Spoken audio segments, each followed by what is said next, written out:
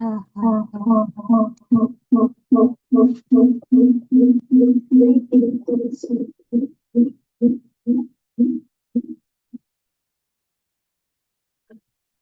everyone.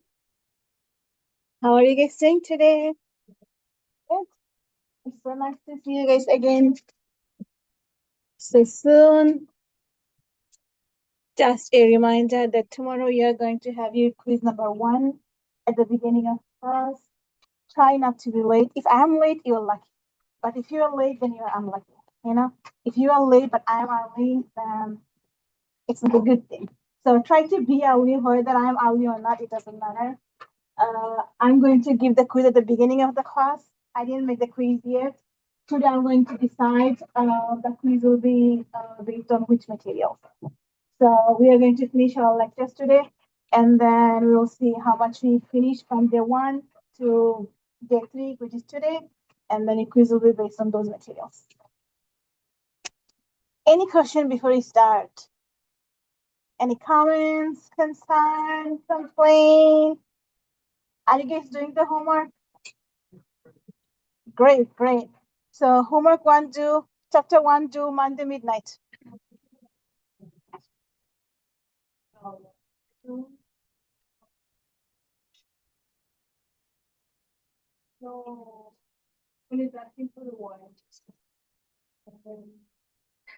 For y-intercept, you said every x you see in your equation, set them equals to 0, and then the constant is the y-intercept. 0 comma y value. No. We do have some undefined when the graph doesn't cross the y-axis. So those case is when you have 0 in the denominator. For example, if you have something like, let me do it real quick. Let's say you have x plus 1 over x, and you are trying to find out what's the y-intercept here. So when you find the y-intercept, we have 0 plus 1 divided by 0, right? Anytime you're dividing by 0, it's automatically undefined. That means there is no y-intercept. So yep, we do have cases when we have x-intercept doesn't exist, y-intercept also doesn't exist. No problem. Any other question? Okay, so the last thing we did yesterday was domain and range. And definitely you're going to see domain and range question in the quiz and also in your final exam and also in class exam, which is next week Thursday. So today we are going to start with a new concept. It's called difference quotient. It's called difference because we are going to subtract something on the top. And it's called quotient because we are going to divide at the end. That's like combining the numerator and denominator. The name of this expression is difference quotient. So what we do in here is actually you're finding the slope. Okay, it doesn't look like the slope equation, right? What's the slope formula that goes to 2 points? Y equals y2 2 minus x. Sorry, m equals. So this one definitely doesn't look like difference quotient. I mean, definitely doesn't like slope. But what is happening is this. Let's say you have a graph. Okay. So suppose this is x and this is x1 and this is x2. That means for this number here we have y1 and for this number here we have y2, right? So our slope was take the difference in the y, divide by the difference in the axis. Now here what we are doing is instead of writing x2, we said, well, this is x1 plus a little bit more. This h means some more than x1. So the distance from here to here, if this is h, then this point here should be our x1 plus this h, right? For example, here, if this is my x1 and this distance is 2 meters, and I want to see how much is here. So what would be the location for this point? X1 plus 2 meters, right? So I don't know what is X1. If X1 is 2, then what is this point? 4, because 2 plus 2. If this is 5, then how much is this one? 7. Good. So this is what is happening here. We said X1 is the first point, and we take little bit distance. I don't know, we don't know how much is that, but the next point should be definitely this point plus this distance. So instead of writing X2, we write, let me rewrite, the X1 from here plus the H. And then, so this point here, instead of writing Y1, we write f of X1, right? Because when you plug in the X1, whatever number we get, that's the Y value. So f of X1 is same as the Y value for your X1. So this Y2, what should we write for Y2? What's the X value for X1 plus H? So X value for that Y value is X1 plus H. So it's f of X1 plus H. Now let me take a page.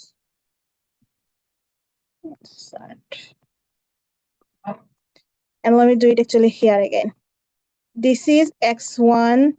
This distance is H. So this point definitely X1 plus H. So the Y value here is f of X1.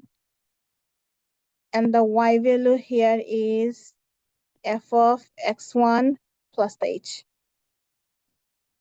So originally what we said before was this is X1, this is X2, this is Y1, this is Y2, right? So what was the slope we know? What minus what? From before, Y2, Y1 divided by X2 minus X1. Now, in this scenario, our X1 is X1. We didn't change that. And we are subtracting our, sorry, never mind, other way around. X1 is X1 plus H. And then you're subtracting this X1. So denominator is X2 minus X1. And what is our Y2 on the numerator? X plus H. F of X1 plus H. And we are subtracting f of X1.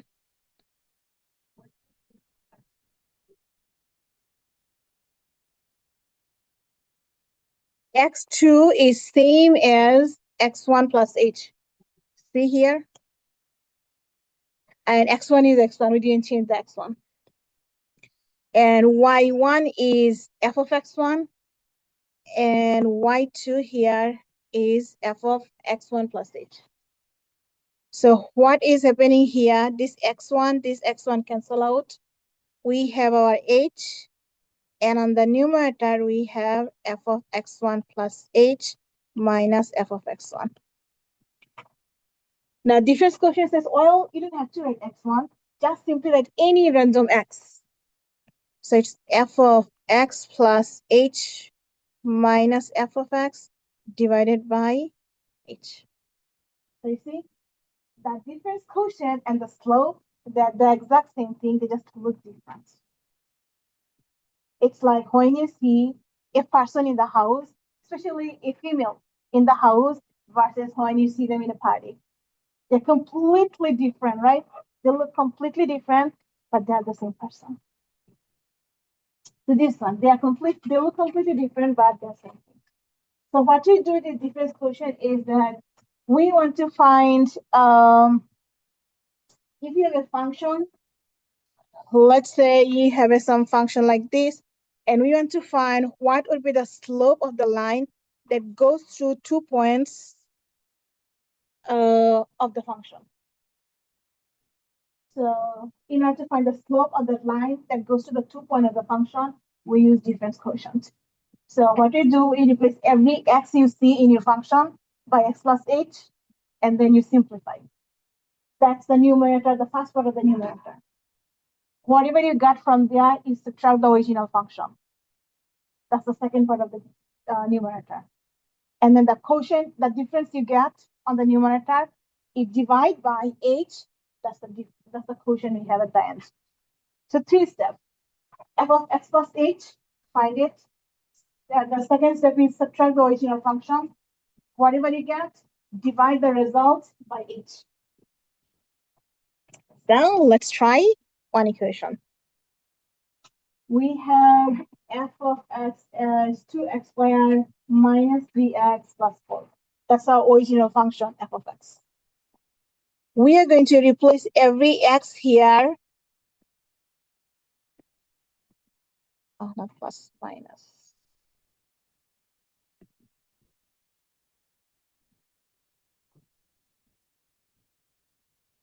Oh.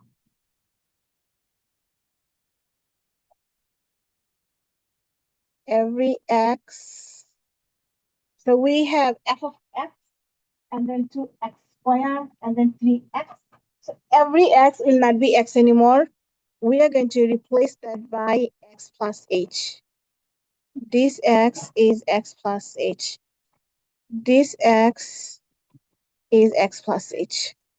So keep everything else same. The whole structure should be same. The x will not be x anymore. It will be x plus h in a parenthesis. So if you write 2 and then x plus h squared, is this correct? Definitely not. Every x should be parentheses and then x plus h inside the parentheses. And then we do algebra. We use algebra to simplify this expression. So we have 2. How do we simplify the x plus h squared? Do we just distribute the power? Good. You know you cannot distribute. So what else we can do?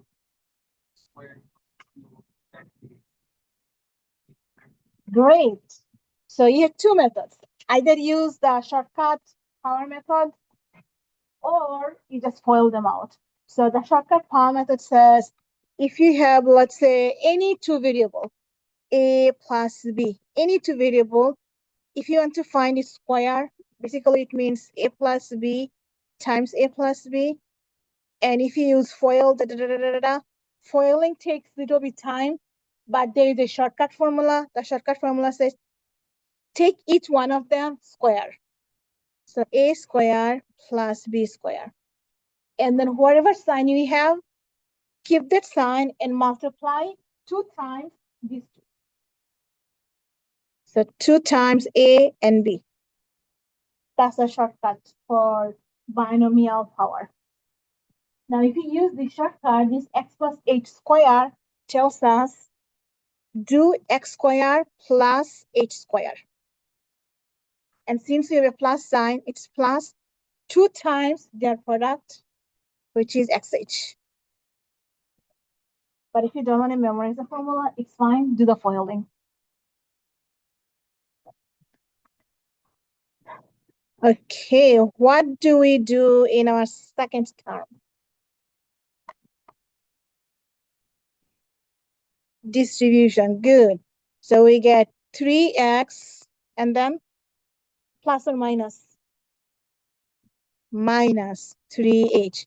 So negative 3 times x is negative 3x. Negative 3 times h is negative 3h. And our 4 is single, so we just keep it. And then what?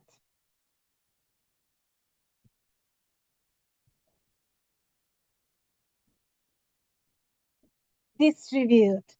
We still have a 2 in the front, so we need to distribute this 2 to this trinomial.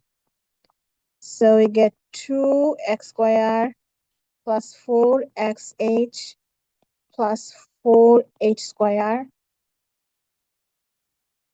Oh, 2. Thank you.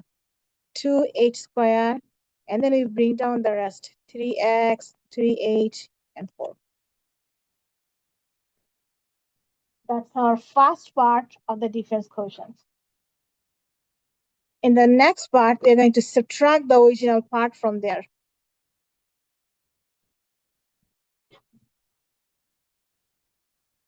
The f of x plus h minus f of x. And if you want, you can also divide by h at the same time. So we have this big thingy, 2x squared plus 4xh plus 2h squared minus 3x minus 3h plus 4. Yeah. And you're subtracting the original function. So minus 2x squared minus 3x plus 4. And we are dividing the entire thing by 8.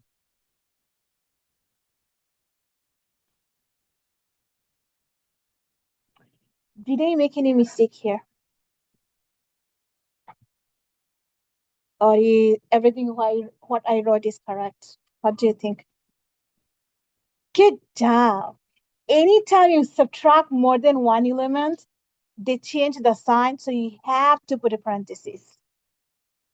So here should be parenthesis f of x. Because everything we have in the f of x, every sign, they will be changed. So unless you can remember that the sign will be changed, you don't need the parentheses. But if you don't remember, you must put the parentheses so that you can see this minus will be distributed.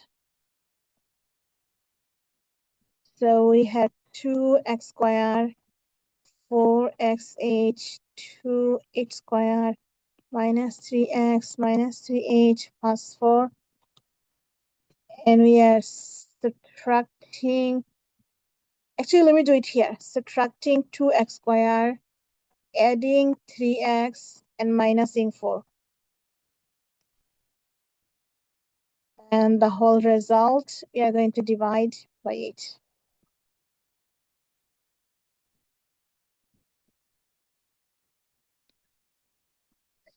So this is plus, this is minus, and this is minus.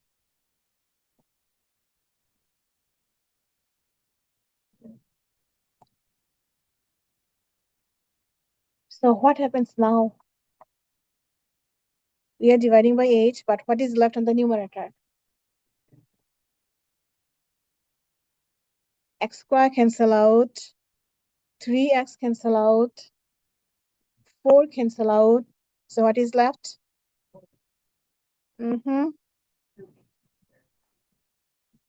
Minus 3h divided by 8. And then you have two choices. Factor out h from the numerator so that you can cancel the denominator, or divide each one of them individually by h. It's the same thing. Factor out or cancel, or divide the h multiple times so you can see clearly what is left at the end. So what is our answer? 4x 2h minus 3.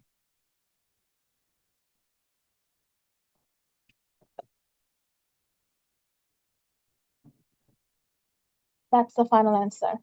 It's not a number because we have a variable h. If you know how much distance you have between two x's, then you left it only x. And then if you want to know exactly where you want to find the slope, you substitute x with that number. Which number? See here I said, if you want to find the slope here, what's the x value here? Substitute that x into the function, you get a number. But in this class, we're not going to that part. We will just stop here. Oh. If you take 2003 or 2009, then you are going to do calculus portion, where they have a second part of this difference quotient. But for now, you don't have to worry about calculus.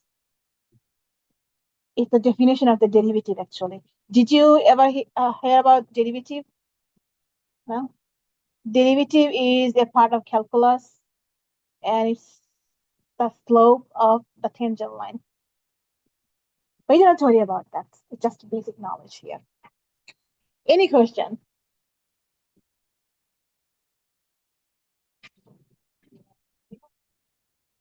Go back.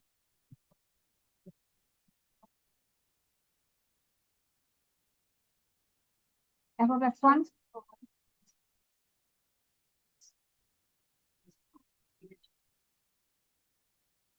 So x2 is x1 plus h. And our x1 is x1. So I put the parentheses to show you that this is x2. If you don't put the parentheses, it's normally x1 plus h minus x1. So they come out. Any question? No? Okay. Then enjoy doing it. Oh, and there is definitely one of these you're going to see in the final exam. I know.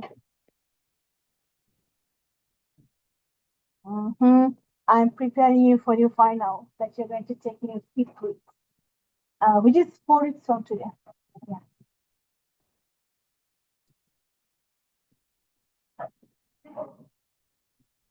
Let me see the attendance now. What time is it? 11:30.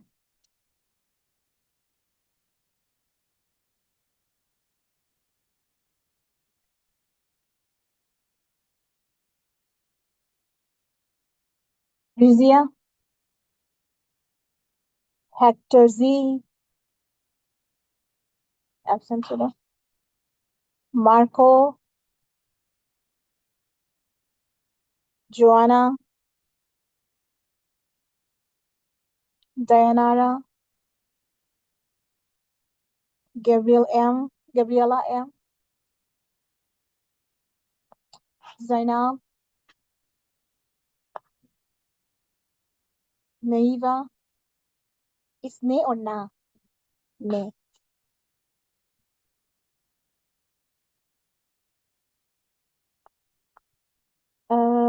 Hector B,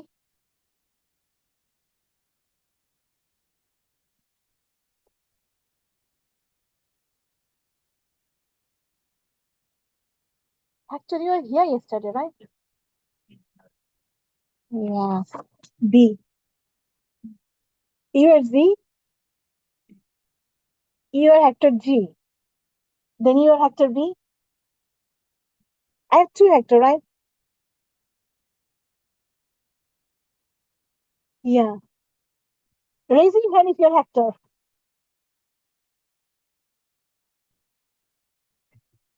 Wait. So you're Hector G. Then why is Hector B? Come on. Okay, Hector G. Maria, Megan, Arif. Arif, you don't have your sunglasses today. Are you not sleeping today? Malvina, Gabriela D, Mia, Kiara, Dago,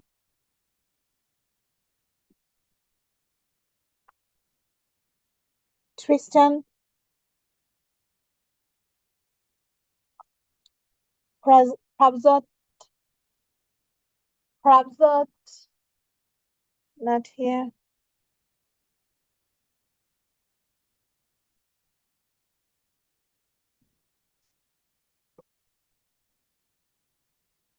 Rachel, Julia, Ritika, Idalia, Fabia, Angelo, Angelo, Isabella, Steven, Brian, Rahim, Adrian, Shihan, Shihan or Sihan? No, Kimberly. Whose name I did not call? Anyone? Okay. So Hector, one Hector. And what is the other Hector? No, not here. Ramzat. No.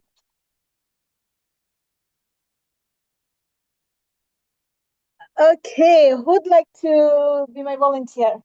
Hector.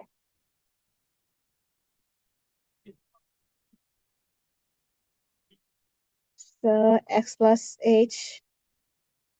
So we have x plus h square plus. Mm-hmm.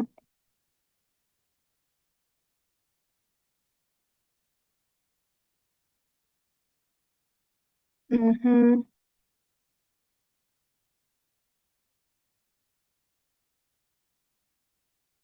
Perfect. And then what do you do? F of x plus h minus f of x.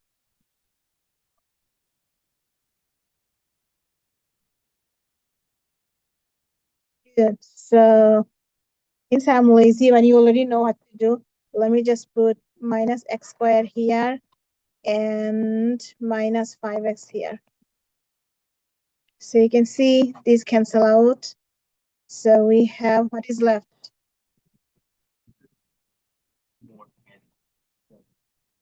We have only two terms. How can we cancel more? Mm-hmm. Plus 5h. Divide by h. Divide by h. 2x plus h.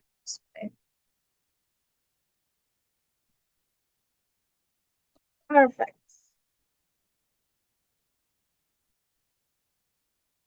Any question? See, I did too many shortcuts, but you know what to do, right? In details. The next topic. Let me list all these things. We are going to do transformation. And you have to remember the shape of at least 5 or 7 types of functions.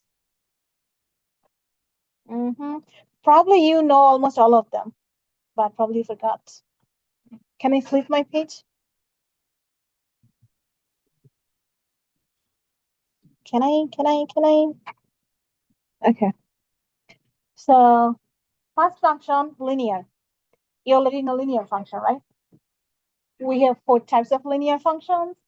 One is increasing, means it's an upward line. One is decreasing, means a downward line. And one is horizontal. It's a constant function where we have x, y equals a number.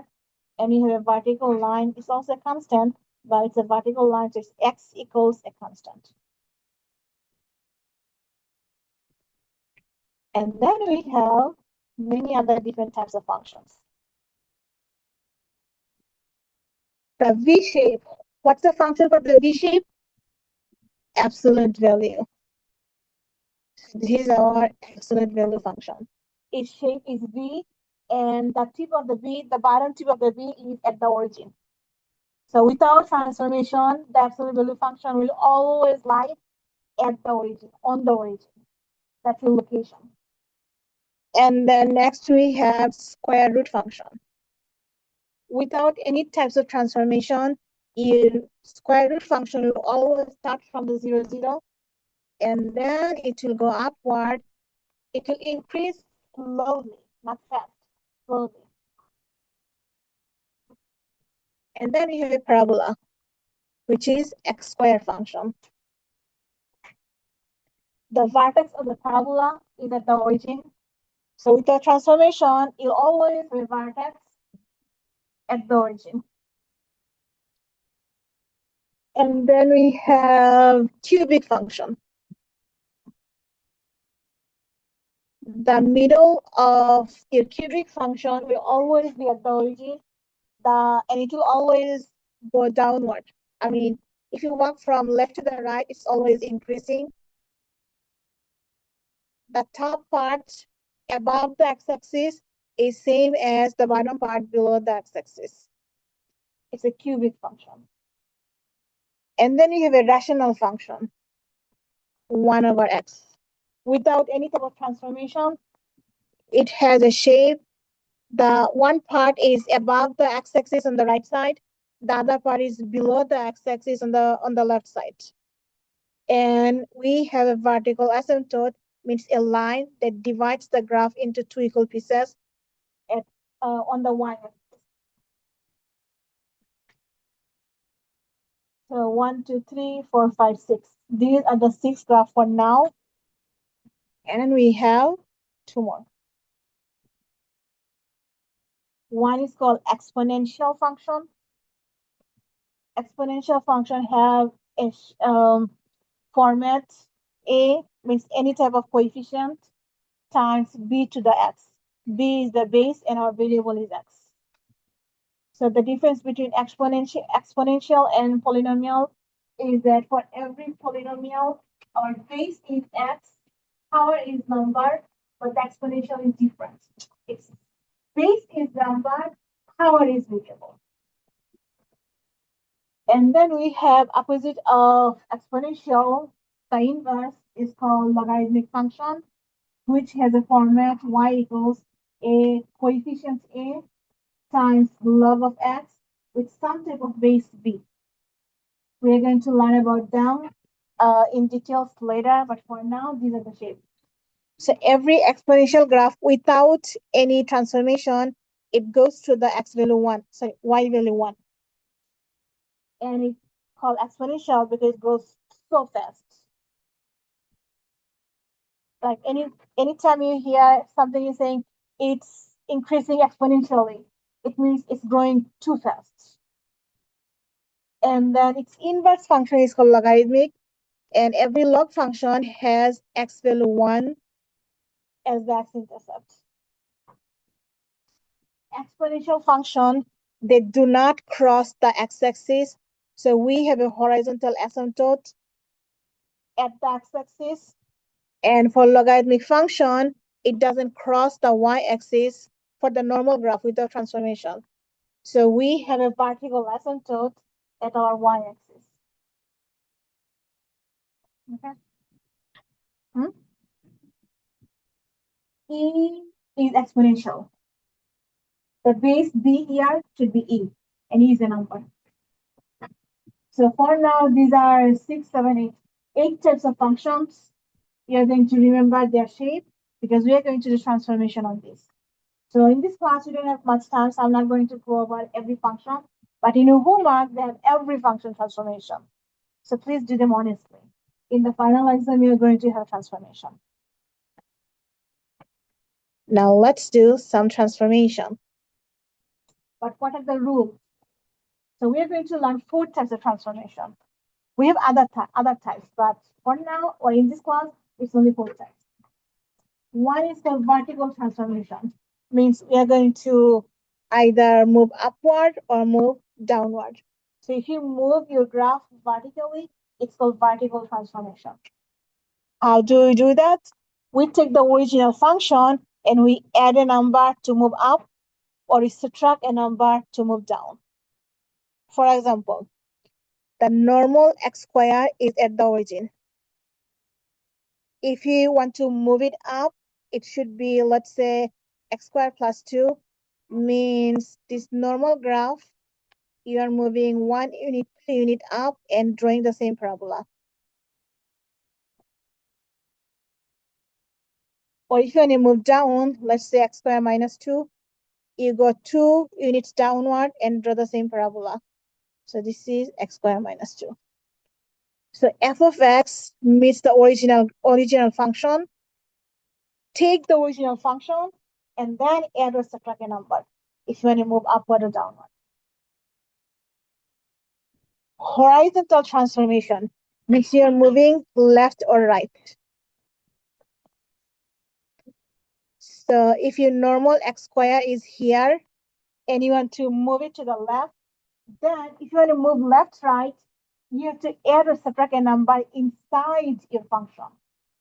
For up-down movement, you add or subtract outside of the function, but for left, right, it's inside the function and it's opposite.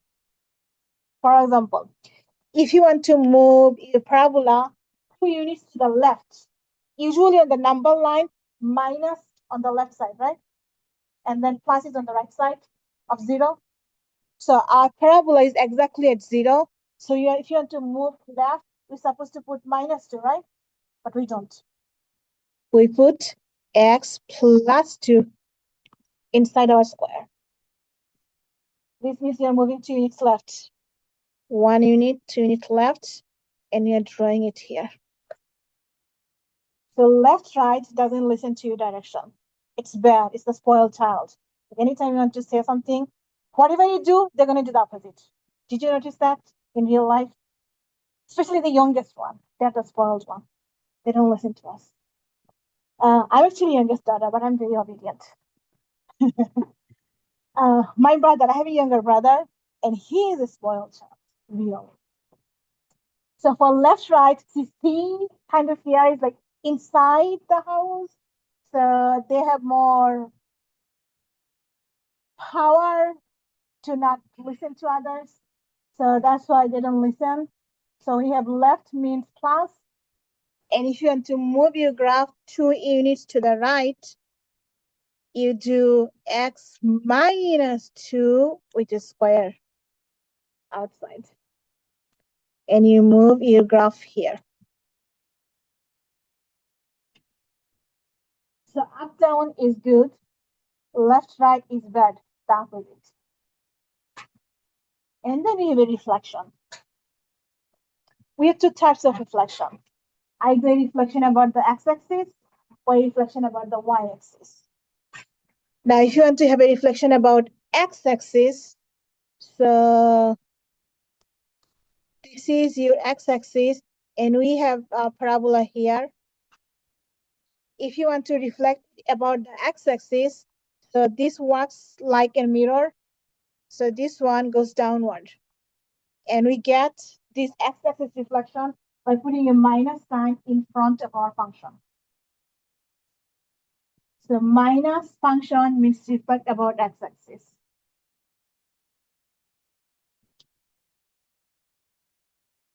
Can we reflect this about y-axis to get a different answer, different parabola? Because they're even.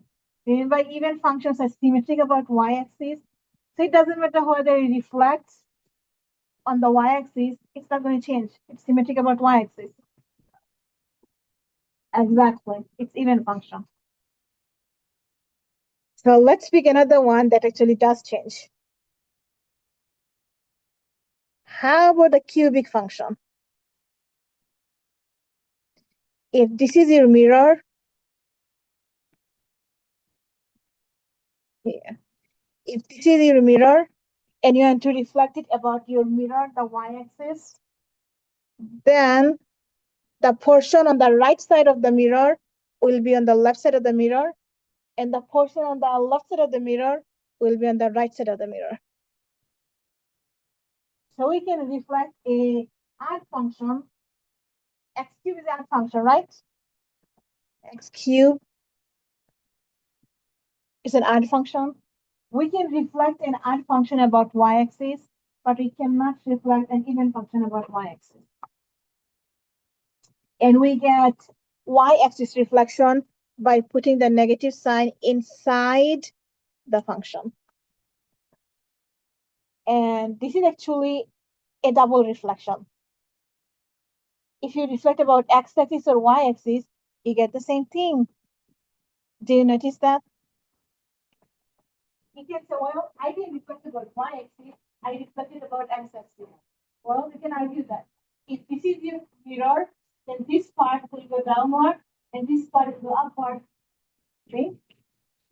two-way reflection. And then we have the last thing, scaling. Scaling means you are making it wider or narrower. And here the opposite things happen. If you multiply by a whole number, the whole number is big, so it's supposed to get a big function, but actually we don't.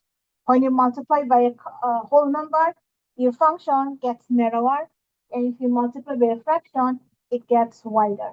Most of the time, depending on your function shape. For example, a parabola. If this is a normal parabola and you multiply a parabola by a constant, by a whole number, it will get wider. Let me draw another one. This is the normal one, let's say. And if you multiply by a fraction, the other way around. Multiplying by a fraction makes it wider. See, it will be narrower if you multiply by a whole number, but if you multiply by a fraction, it will get wider. But actually, it's not true always. What we look at for in the scaling is that if you multiply by a whole number, it gets closer and closer to the y-axis. And if you multiply by a fraction, it gets far away from the y-axis. That's the thing we should look at. Okay, now we have more examples. The dim one, the light one, parabola is the original one, and you shifted 1 unit, 2 unit up. So this one has an equation x squared and then plus 2. Because moving up, down means you have your function plus a number. The dim one, the light one is the original one, and the darker one is the transformed one. So we moved 2 units to the right. So what should be our equation for the second graph? -2 and then the square. And then we have an upside down parabola. What's the transformation for that? Negative x squared. So this is a x-axis reflection. X-axis reflection means negative and then the function. Now the original one is on the top and this black one is on the bottom. So what is the formula for the bottom one? Square root of, oh, this is x-axis transformation. So negative x.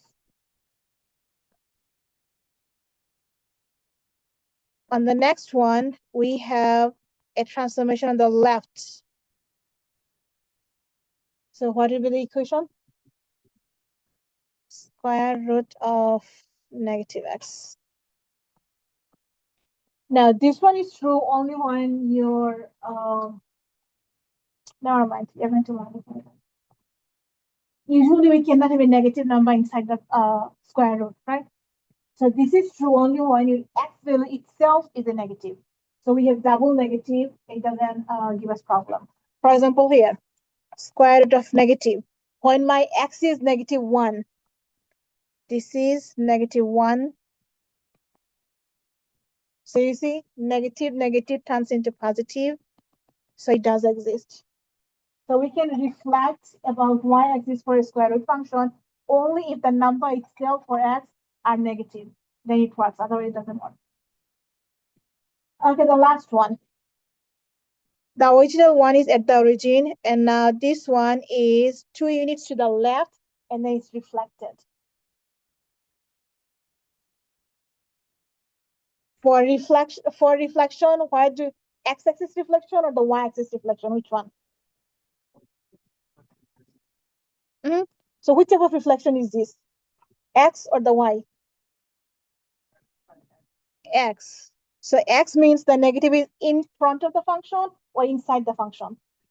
In front. So we have a negative and then the function. Now we shifted 2 units to the left. So are you going to add the number or subtract the number? Add the number. Good. X plus 2.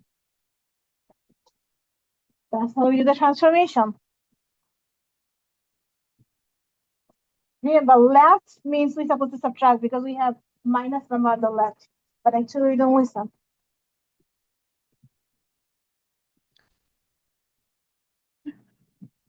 Okay, now let's work with this one.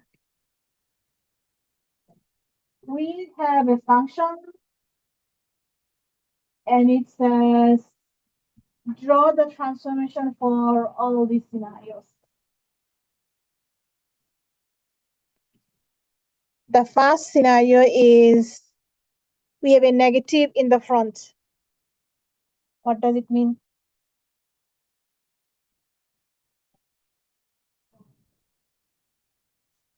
X-axis. So this is our x-axis. This part here is bottom. So this should be on the top.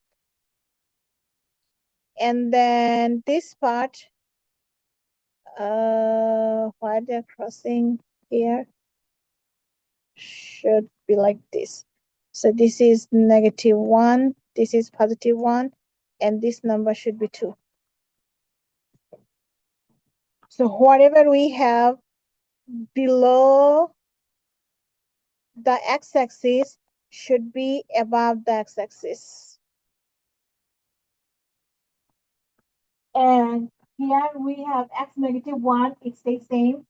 Our y is -2 for y-intercept. So when you reflect, it must be +2 on the top. And then we are, this part actually. And then we have this part on the top of the x-axis. This should be bottom of the x-axis.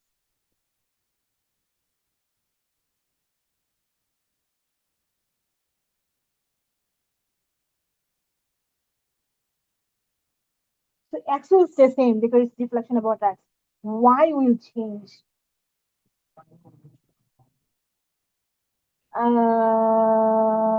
Probably it will be multiple choice. You have to identify which one is correct.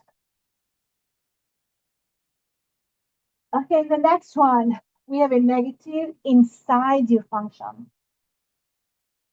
So which type of transformation? Y-axis. So let's try drawing the y-axis. This is our mirror for the y-axis. So we have a mirror here. Now, this part is on the left, so this should be on the right. So it's positive, -1, so it will turn into +1.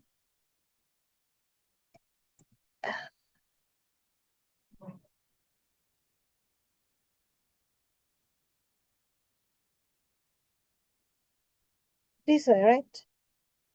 We have this, so if you reflect this, and then this will go -1. And this will be -2, +1. I try to imagine putting a mirror on the y-axis and see what do you see in the mirror for the graph, and then I try to draw it.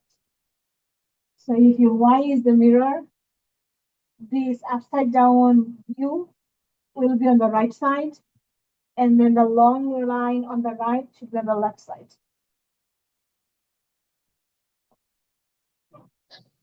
Okay, the next one, we have +1 inside our function. Which transformation? Left one.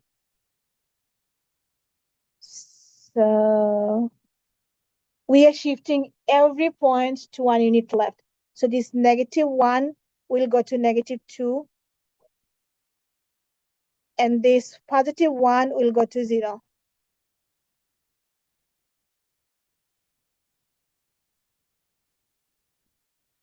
So shifting down 1 unit to your left.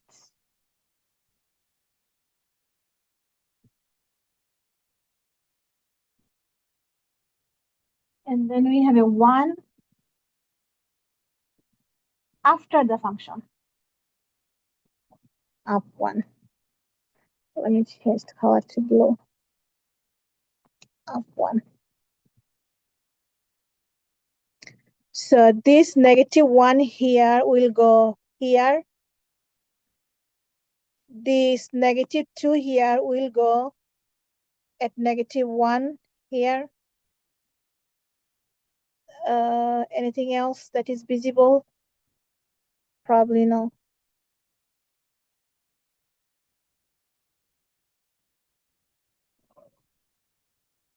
So this is -1, and this is +1. Yeah, it's hard to draw, but it's easy to identify. So probably they'll give you to identify, they'll give you a bunch of graphs, and you have to identify which one is correct.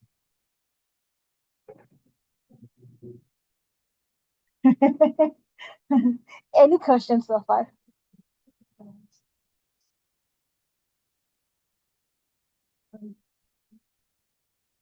You can do that and then see how the transformation is, that point is moving. Sure.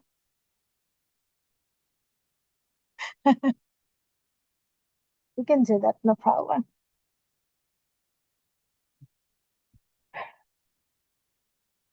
Okay, now we have more scenarios. But good thing we already have the original one. So the first one says -+1 inside. So this is +1 inside. If you have a negative in the front, what do you have to do? X-axis reflection. So reflect this about X-axis. So let's try doing that. This is our X-axis. If we reflect this, the bottom part will go up. So bottom part will go up. Oh, it's hard to draw. Bottom part will go up here. No. This is the original one. What I am doing? No. Okay. If this is the mirror, so go up, and this is our Y, and it goes through 0. Okay, I see.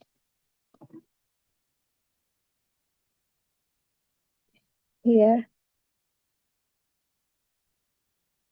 Ah.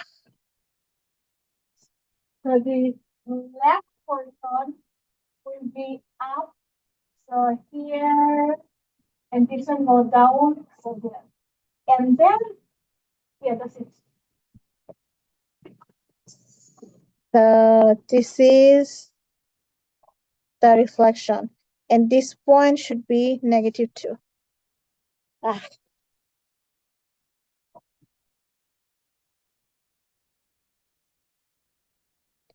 This is Y-axis and this is X-axis.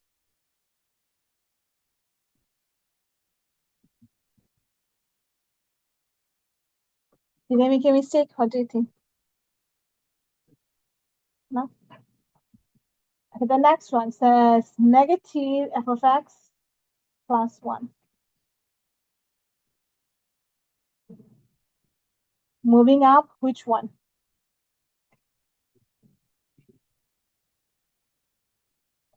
This one? Are you sure?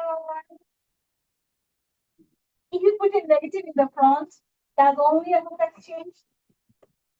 Okay. Like if you want to use this one, are you allowed? Like if you put negative of this function, what are you going to get that function?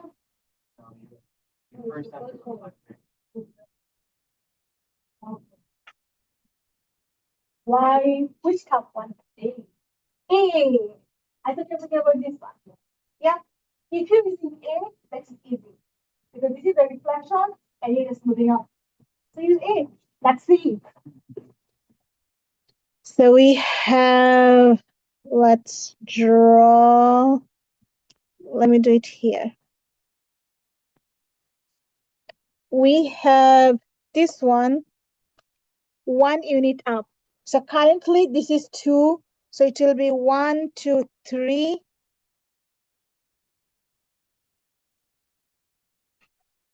This one is at 0. This one is at 0. So they will move up at 1. So we're going to have 1 like this.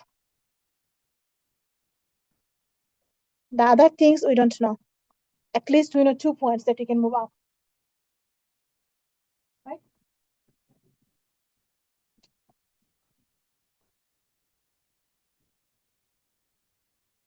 We are shifting the -1 x-intercept 1 unit up, the y-intercept 2 1 unit up, and then the rest, I have no idea how they're going to move.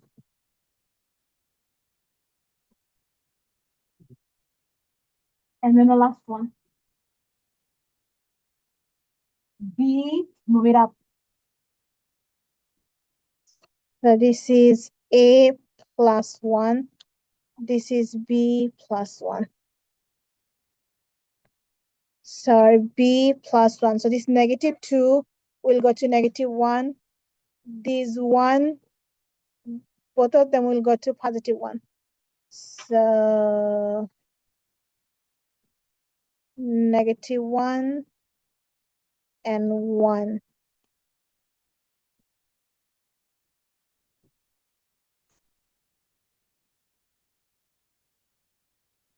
Right?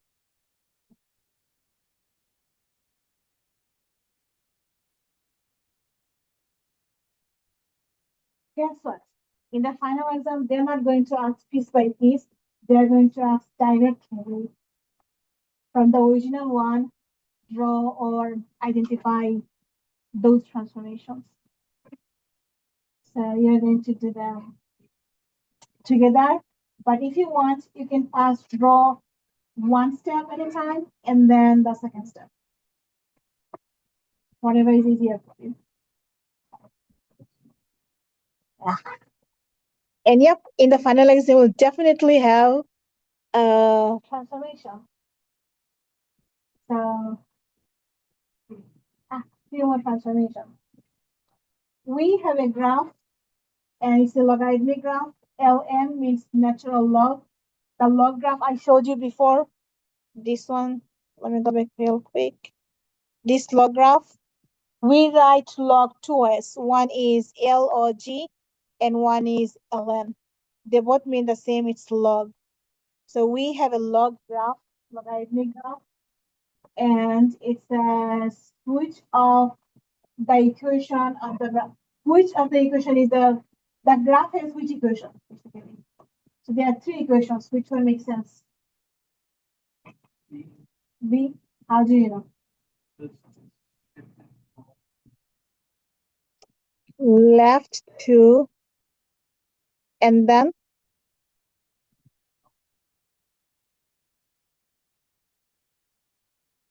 up 3. So the original one goes through here. This is ln of x without any transformation.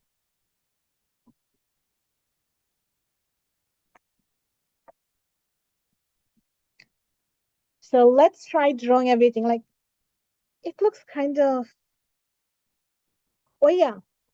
If you look at, this one is moving right 2.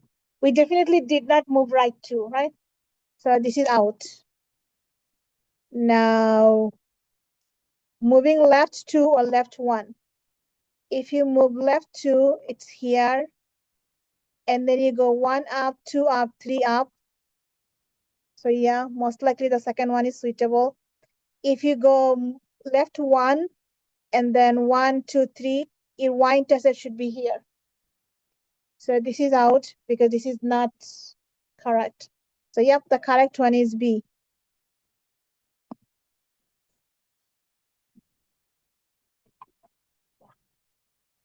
At least this is better than drawing the graph, right? So when you have multiple options given, you try doing elimination process. See which one doesn't make sense. Go one by one. Whatever makes sense, leave them alone for now and then check them again. For example, first I cross out the first one, but definitely we did not go right, so it doesn't make sense. And then from the B and C, going left 2 units or 1 unit, we don't know. So we look at our moving up or down. We went up 3 units. So which one makes sense? Going 2 right, 2 left, 3 up, or 1 left, 3 up? And we found it's 2 left, 3 up. Okay, now we have an exponential graph. The normal exponential graph goes through the x value 1. This is the normal one, e to the x. Now, if you compare these two, which one makes sense?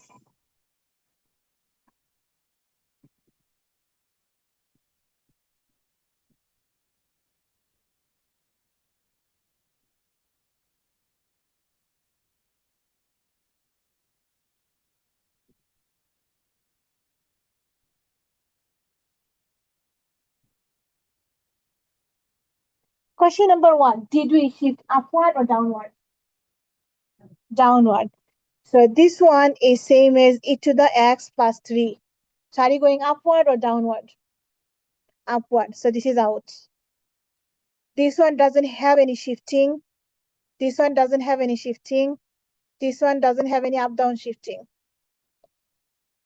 So let's see what happens here. We have e to the x shifted 2 units down. If you shift 2 units down, this one down, 2 down, it must have been here. But is it here? So this one is out. That means we have C, D, or E. Which one makes sense? Now the question, did we go to the left or did you go to the right from the original one? Right. So which one tells us going to the right? -2 or +2? Minus is going right or plus is going right? Which one? Minus. That means this plus is out. And now we have two candidates. Did you go 2 units right or did you go 3 units right? Let's count. This one, that here, we have 1 here, 2 here. So how many units right you went? So which one is correct? C.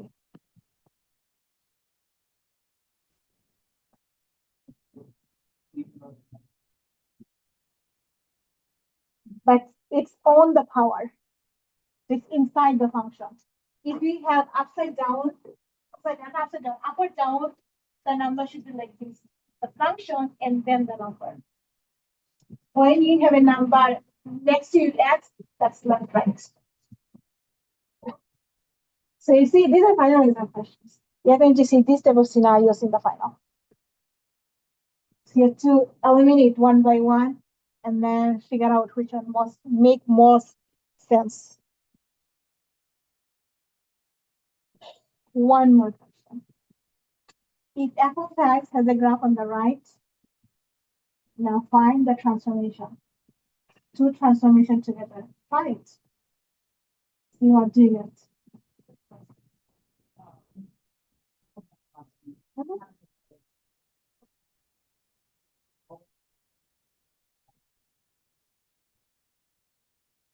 E is same as exponential a times b to the x. Remember the exponential graph has a shape, has the format a times b to the x. In here, our b is the e. So this is e to the x, which is the same as our base b.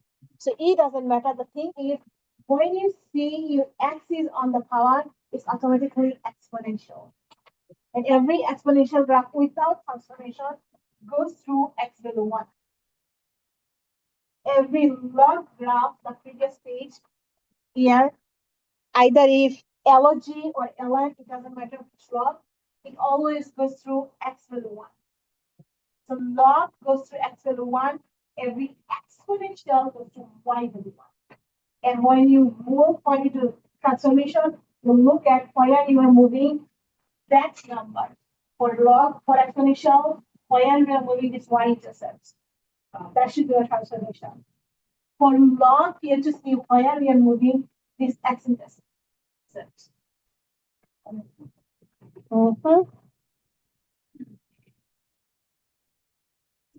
Try the next one. Have some practice.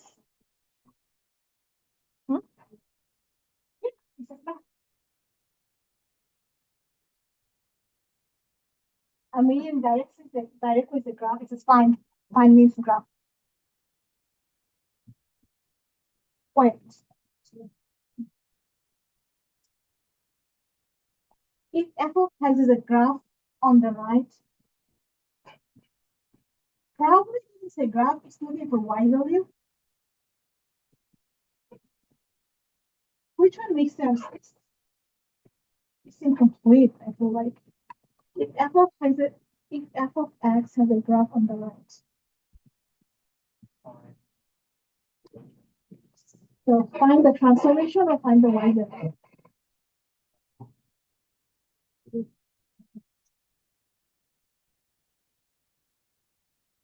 Probably they should have said graph this, then makes sense.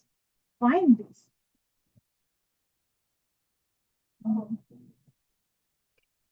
Let's do graph. Okay, forget about the y value. When you graph, we can see all the y values. So graphing makes sense more. Yeah. So we should say graph, not find. Why doesn't make sense?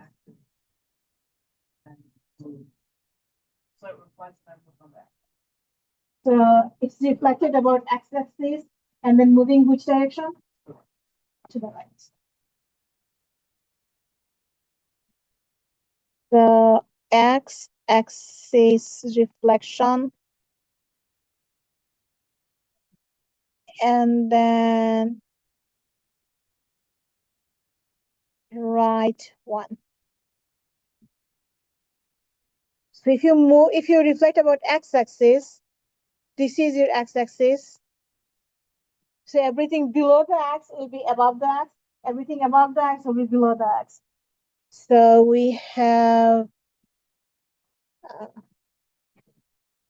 and then go one unit right. So let's try reflection first.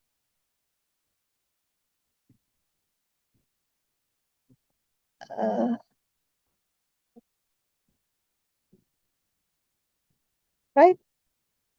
On the bottom, we have W. So if you move it, it will become upside down. It will become M and then goes down. And we are moving everything 1 unit to the right. So this 2 will turn into 1. This 1 will go to, this 0 will go to 1.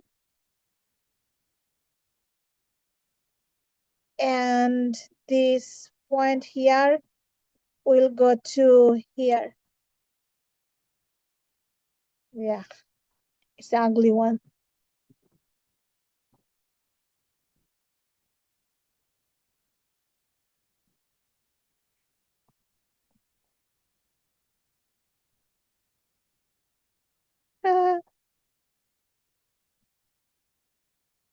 And then we can just erase our reflection.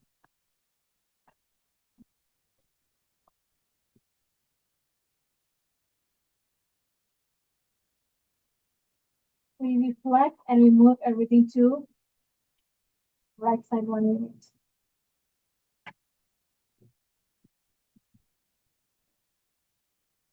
How about the last one? Same thing, going down 1 unit. So let me change to blue. Reflection, x-axis, and then down one. So x-axis reflection means M.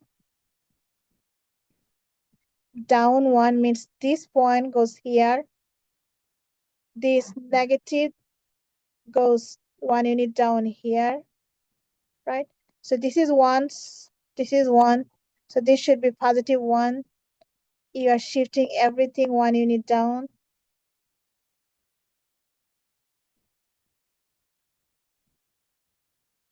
Here.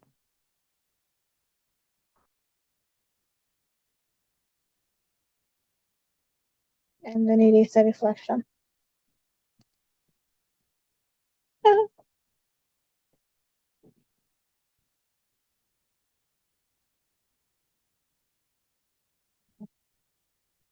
If they give you easy graph, it will be easier. But if they give you complicated graph, it will be harder.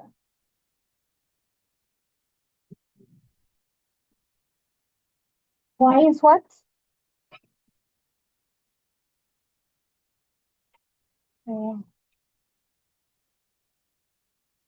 Okay, now something good. We have to draw, I hope. It says, so yeah, I think you don't have to actually draw them, but you have to remember how to identify them. Because if you see a bunch of graphs, which one makes sense? You have to find that out. Okay, the next question. If the graph of f of x is translated horizontally 2 units to the left and then vertically 5 units up, what's the function for the translated graph? Basically, give me the equation for the graph. So let's the original graph is y equals f of x. That's the original. Now give me the transformation. X plus 2 plus 5. So 2 units to the left means +2 inside, and up 5 means +5 outside. Yeah, makes sense. Great. Finally, something good. But all of these are actually finalizing questions. They came in different finals, different semesters. I don't know which one you're going to see.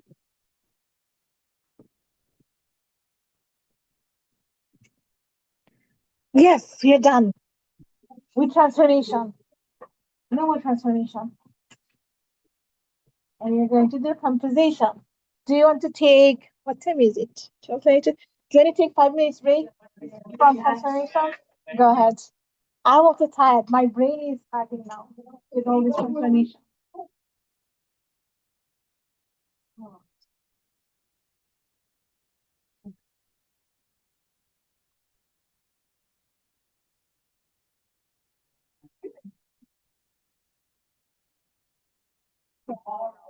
Not after that question.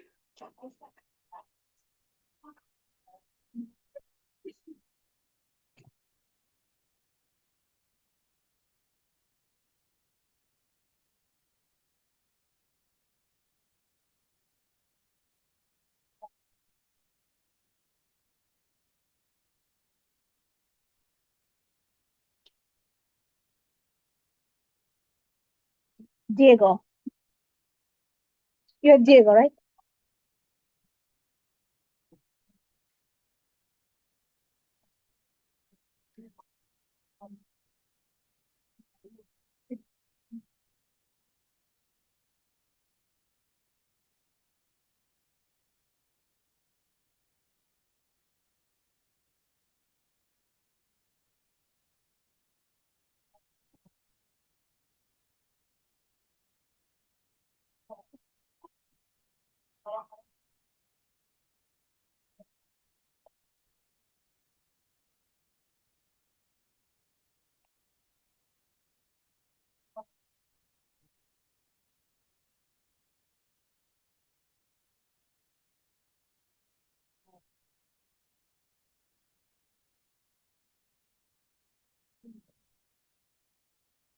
What do we have? Composite.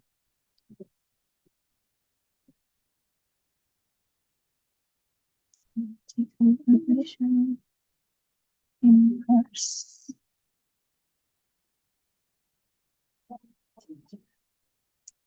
Yes, yes. Yes. Okay.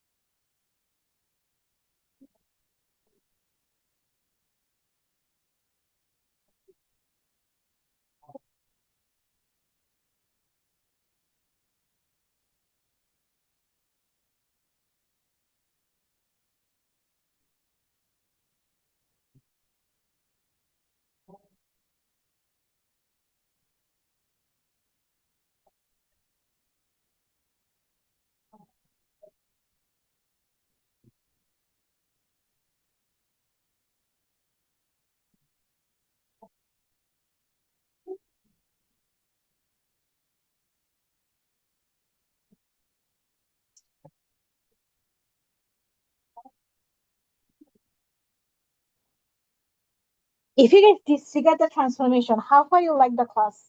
Is it doable, hard, easy? What do you think? Great. And how about with the transformation? Huh? See, I want you Monday. These 5 weeks, you're not going to have a social life. It will be only math life.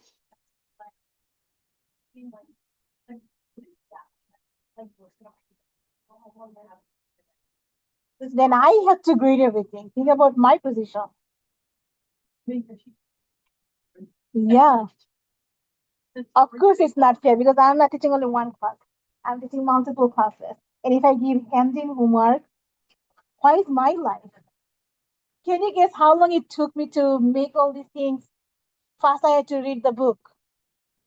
Then I had to look at the homework. Which question from the book you have in your homework? Then I had to look at the previous final to make your life comfortable with the final exam. So I had to spend hours after hours after hours just to make this so that I can present you something good so you can be ready for the final exam. If you fail the final exam, you're failing the class, no matter how good you are doing in class exam. So see, I'm spending all these times without getting paid. They're not paying me for my extra work. They're only paying me for this being here. See? Thank you. Hmm? Actually, I am not. I don't make the final. The department does the final. Oh, even that.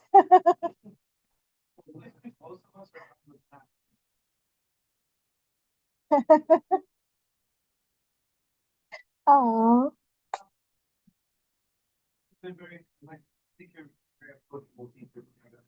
thank you, thank you. That's what I said. Anytime you don't understand, ask me a question. I'll definitely not gonna bite you. Okay? Plus, I'm not gonna laugh at you. And you noticed that already, right? It doesn't matter what you ask me. I don't get mad easily. I actually had few teachers like once to and ask them any question, they just get angry. I don't know why. Probably because they don't know the answer. Maybe.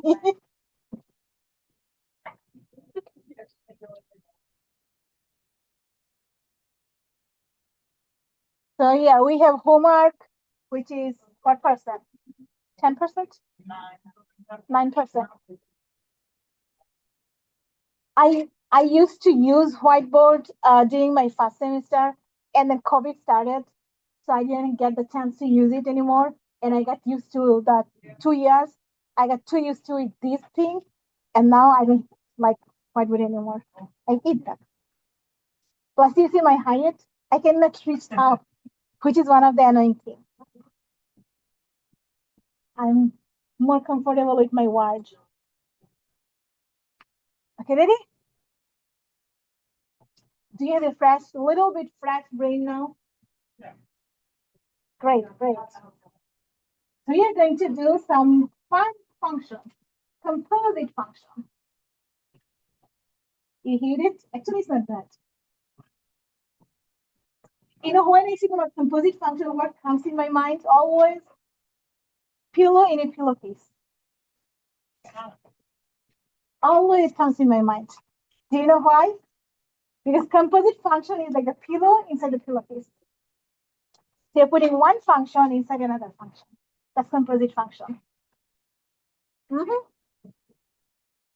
And then also there is one more scenario comes in my mind, which I cannot get it out. I saw it somewhere where I used to use it a few times. So you have your grandma. Inside your grandma, you had your mom. Inside your mom, you had yourself. You see, all these generations, they're composite functions. One inside another one. And your future generation will be inside you. So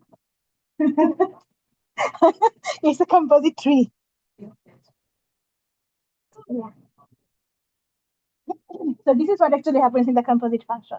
You put one thing inside another thing, and then the result comes out to be something different. So for example, here, we have a function square root, and we have a function x squared. So we have a root radical function inside our parabola. So if you put the parabola inside the radical, we get a composition radical parabola. Let's see. We have technology, so we don't have to use our brain to think. Yeah, my favorite.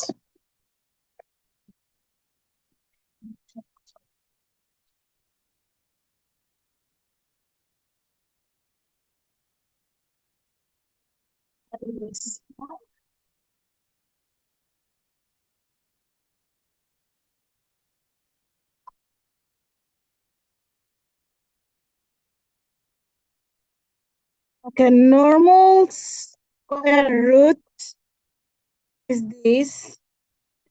And then we have x square. What did we have? X square plus 1. X square plus 1. This. If you put the parabola inside your radical, let's see what happens. Square root x square, no, plus 1. Let's make it smaller and see. Well, it does look like a parabola. It doesn't have, it's more like absolute value. So it's a parabola expanded version, wider parabola.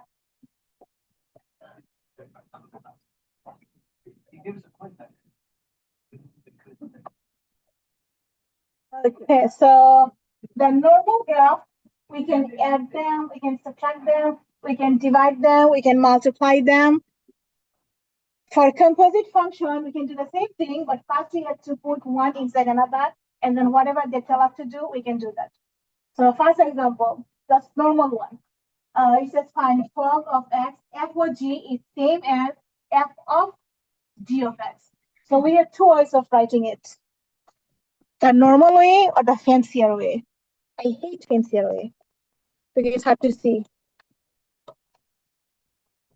The f of gx is same as f of g of x. So whatever is first, it should be outer function, and whatever is on the right, it should be the inside. So if you have, let's say, F O G O H O X, can you guess what that would be? F of G of H of X. So you're putting H function inside the G function. The result, whatever you get, put that inside the F function. So you always start from the inside to your outside. So here they're saying put G function inside the F function. So this is our G function. Put it inside the F function. It means every X you see in the outer function, replace those X's with your entire inner function. So our outer function is negative X squared plus 1, but you're not going to write X anymore. This X will be replaced by our G function here. So it's 2x minus 2. And it didn't tell us to simplify, so I'm going to skip. If it's a simplify, then we have to go all the way. Foiling, distribution, addition. But you didn't mention anything, so let's move on. Not yet. But in the final, definitely you're going to have one composition. Try the next one. It says find g of f of x.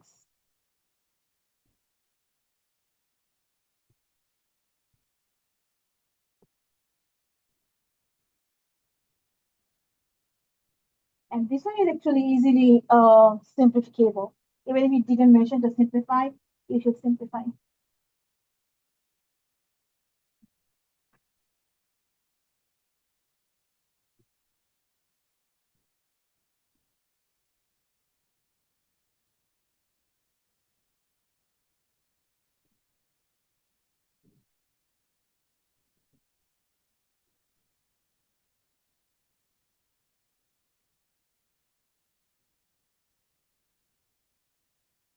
Done? So what do we have for this one?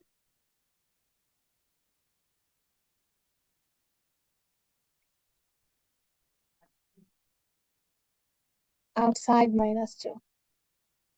So we are changing this x with this entire f function. 2 times negative x squared plus 1 minus 2.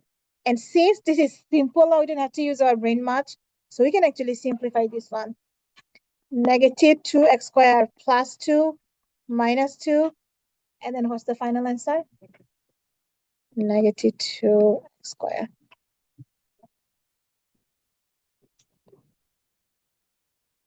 Not bad, right? Putting sides, one function, the other function, and then simplify.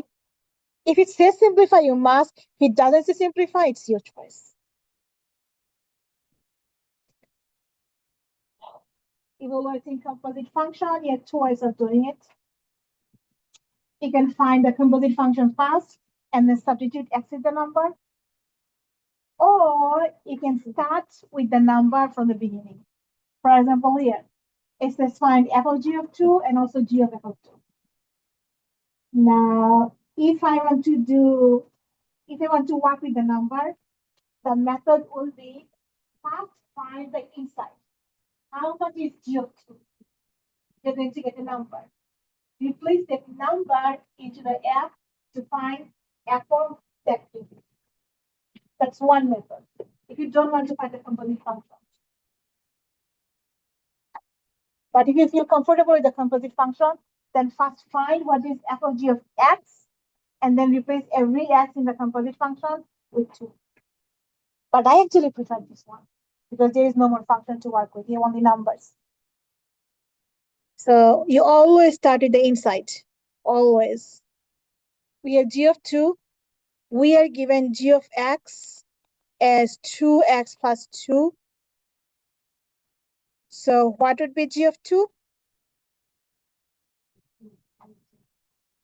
2 times 2 plus 2. That gives us 4 plus 2, 6. So that's the inside.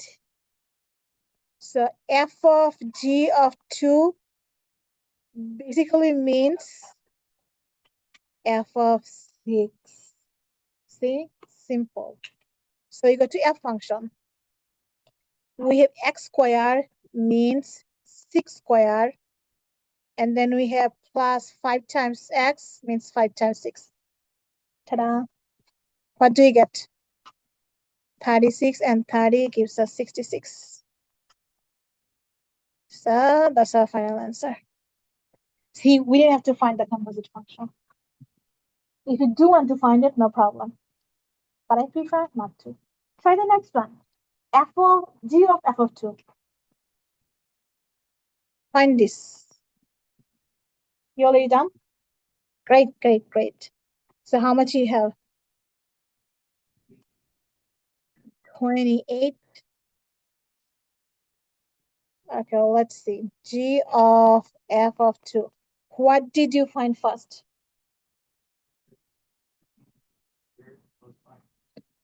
So f of 2 is 2 squared plus 5 times 2, 4 plus 10, 14. So you're finding g of 14. So 2 times 14 plus 2. 20 plus 2. 30.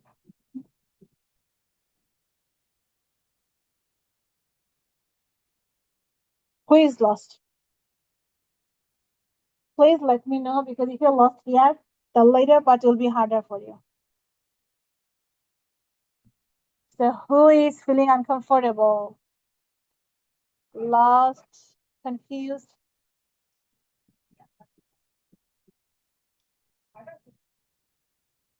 66 for the first one. But there are two questions.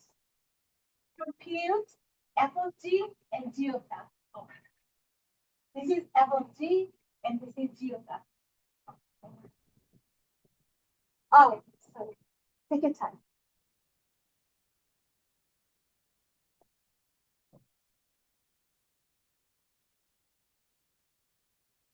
Let's say this is A and this is B.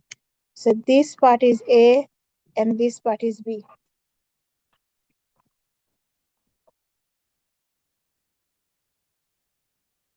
So you see, putting one function inside another function, the order does matter. If you put one inside another in one way, you get one solution. And then if you put it the other way, you get a different solution, different number. So they are not same.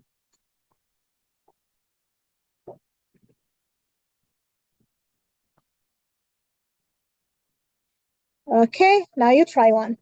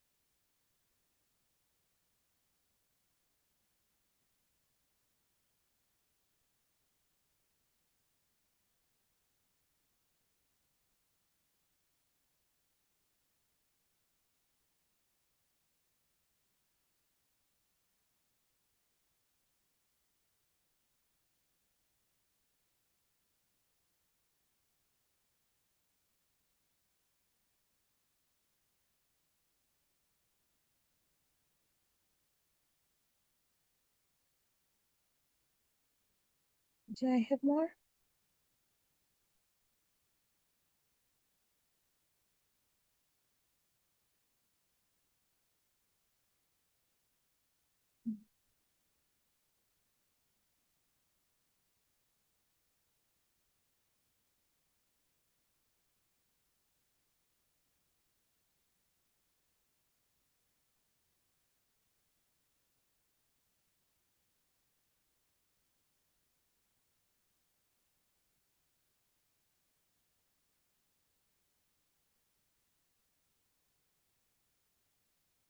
Ready? Who would like to try the last one? Anyone from the back? You guys are not talking at all. You guys are just enjoying the first row. Go ahead. G of 1. 1 plus 3 is 4. So f of 4. 4 square. Mm-hmm. Mm-hmm. Mm-hmm. 11. Perfect. Anyone who did not get 11? No one? Okay, the next one, the same thing, but instead of giving you two functions, they give you one function and one graph. But the same process, same everything. What do you think we should do first?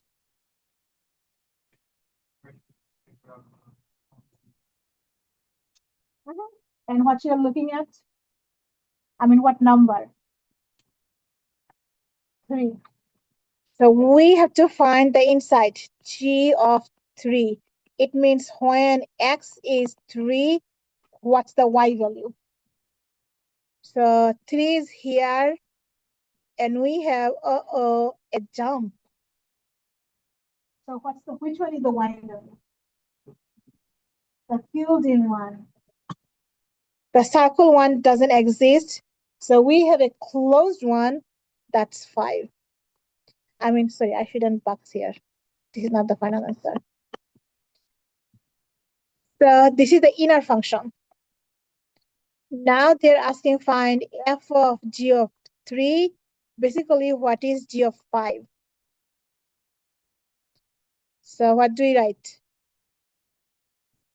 Are you sure? 5 cube over 25. What is 5 cube? Oh, never mind. 5 cube means 5 times 5 times 5, right? And 25. So what's the answer? Or you can cancel 5 and 25. 25, 25. The answer is 5. So it's not 3, it's 5. Close enough.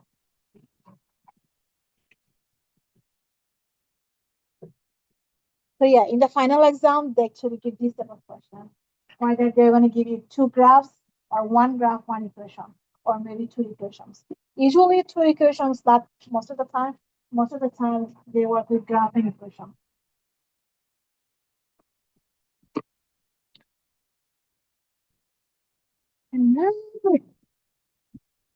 Okay, graph to graph. We have 2 graphs. The first one is f, the second one is g. They want you to find f of g of 2.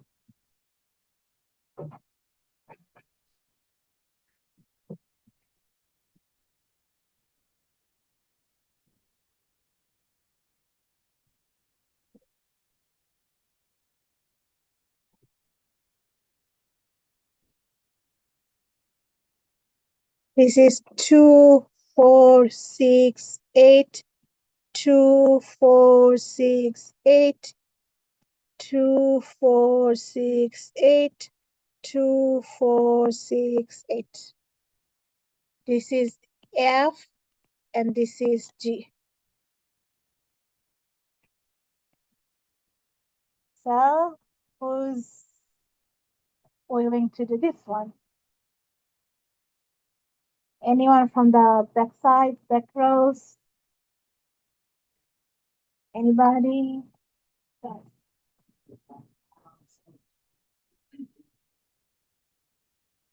we're going to G function. When x is 2, our y value is 5. Perfect. So F5 here, you go up here. And what do we have? 7. You see, we're not doing any math. We're just walking. I give you all scenarios. 2 equations, composite. 1 equation, 1 graph, composite. 2 graphs, composite. You're going to see at least one of these scenarios in your final. At least one. Any question? Any comments? Now we are going to the other direction, decomposition, which is my favorite, decompose them. So we compose them. Now this time, based on the composite function, find the two functions that makes the composite function. So decompose them. They are saying this h of x is a composite function f of g. Now find out which one is f, which one is g.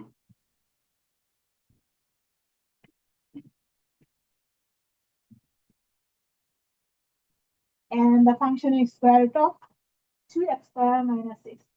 Decomposition actually has so many different types of answers. Whatever you see, you give your solution. Your solution may not be same as other solution, but it doesn't mean you are wrong. It means we have so many possibilities for our answers. So which one, what do you see?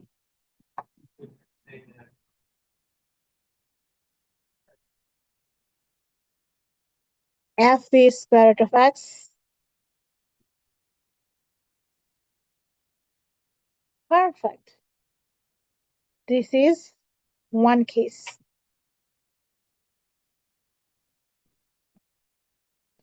Or you can say f of x is square root of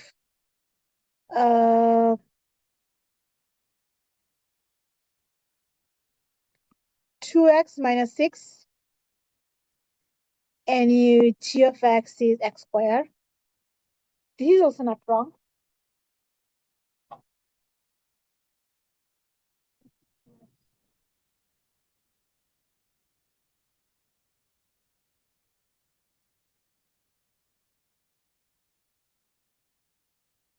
Then this x should be replaced by square root of negative 6. Do you have it? Like if you want something that when you put this inside that, you're supposed to get this done. So if you put negative 6 inside 2x squared here, are you going to get this one done? This is one problem. The second problem is square root of negative 6 doesn't exist. So you cannot work with something that doesn't exist. Okay, next one. They give us F, G, and the composite. And they're asking, what is this composite? F of G or G of F? We have F function x squared minus 3, G function 5 of 5x, and the result, putting one inside another, is 25x squared minus 3. So what did you do? Did you put F inside G or G inside F? G inside F, so F of G. Let's see.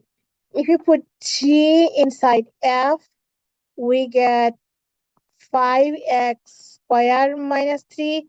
So 25x squared minus 3. Yep. So it's f of g of x. Great. You guys are smart. Any question from anyone?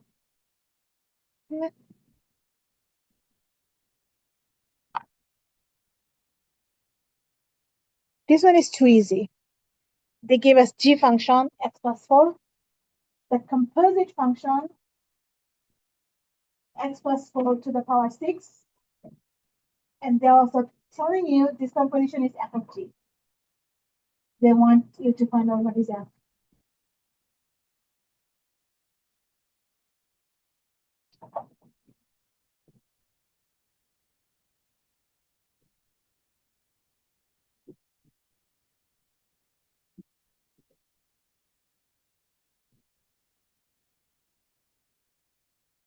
The f of g of x is x plus 4 to the 6. They only told us our g is x plus 4. Now they want you to find what is f of x. Perfect. So if this is g, so this should be x for f and then the power 6. Definitely, it's too simple.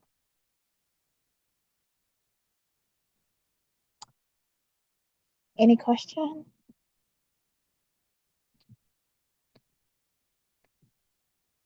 Last decomposition.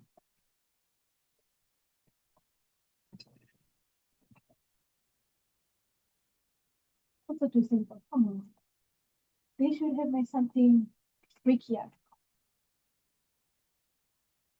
By the way, you're going to find many of these in your homework.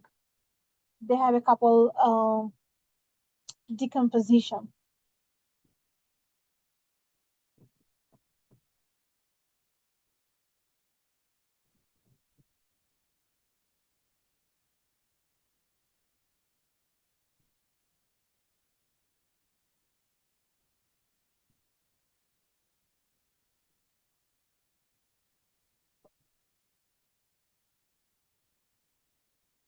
So this is G of F.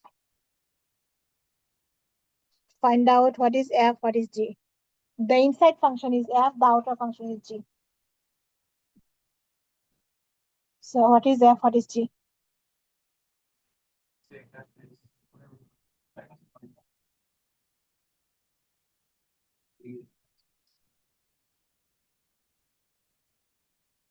So put F inside G, makes sense. That's one scenario. Does anyone have any other scenario?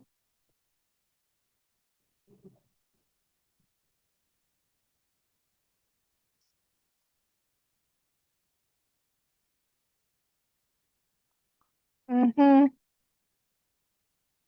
Anyone else have anything else? No? Both of them are correct. It depends on how you see them. That's why I love decomposition. You have so many possibilities.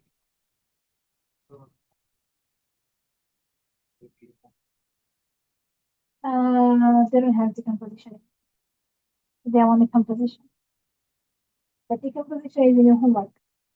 Plus, I love them. That's why it's here. And if I have space in the exam, I'm going to give a few decomposition. So these are fun. Oh, man. Okay, so we are done with everything from chapter 1 except for the last section 1.9. We're almost done with chapter 1. Yay! So, yeah, your homework for chapter 1 next week, Monday midnight. Definitely it's due. And then tomorrow you're going to start chapter 2 after your quiz. Okay, the last topic for our chapter 1 is inverse function. What is inverse function? F and G, two functions. Let F and G be two functions such that if you put one inside another, it doesn't matter which way you are putting them, F inside G or G inside F, the result is always F. Then those two functions are inverse of one another. So we see many examples, right? If you put F inside G and G inside F, we get two different functions because they are not inverse. If you have two functions that are inverse of one another, the order doesn't matter. If you put one inside another one, the outcome will always be X, only X. Now you have an inverse function, then we have their domain and range inversed, flipped. So the domain for your one function should be the range for your inverse function. The range for the one function will be the domain for the inverse function. So the inverse means they're opposite of one another. They're split version of one another. And the notation we use for inverse function is f to the power negative 1. F to the power negative 1 definitely is not 1 over f of x. So be very careful. If you want to find 1 over f of x, this is f of x, whole thing to the power negative 1 is 1 over f of x. But only f has negative 1 power, it represents inverse, not the reciprocal, the fraction. Okay? So inverse means only f has the power, and then you have x extra. where if you have the whole thing with the negative power, means it's the reciprocal of the function. Visualization. If you have a function from A to B, your inverse function definitely must be from B to A. It means all the x value for f must be the y value for the inverse. And all the y value for you f must be the x value for your inverse. So they're flipped.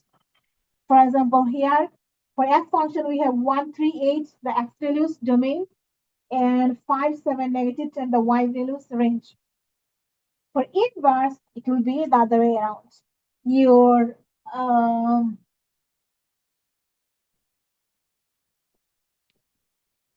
5, 7, negative 10 should be your x values, and 1, 3, 8 should be the y value for the inverse. So it's opposite of one another. And to get the point for your inverse function, you just switch x with y in the original function, you get the inverse. For example, if one point in the original function is, let's say, 1, 2, its inverse should be 2, 1. You just flip the position.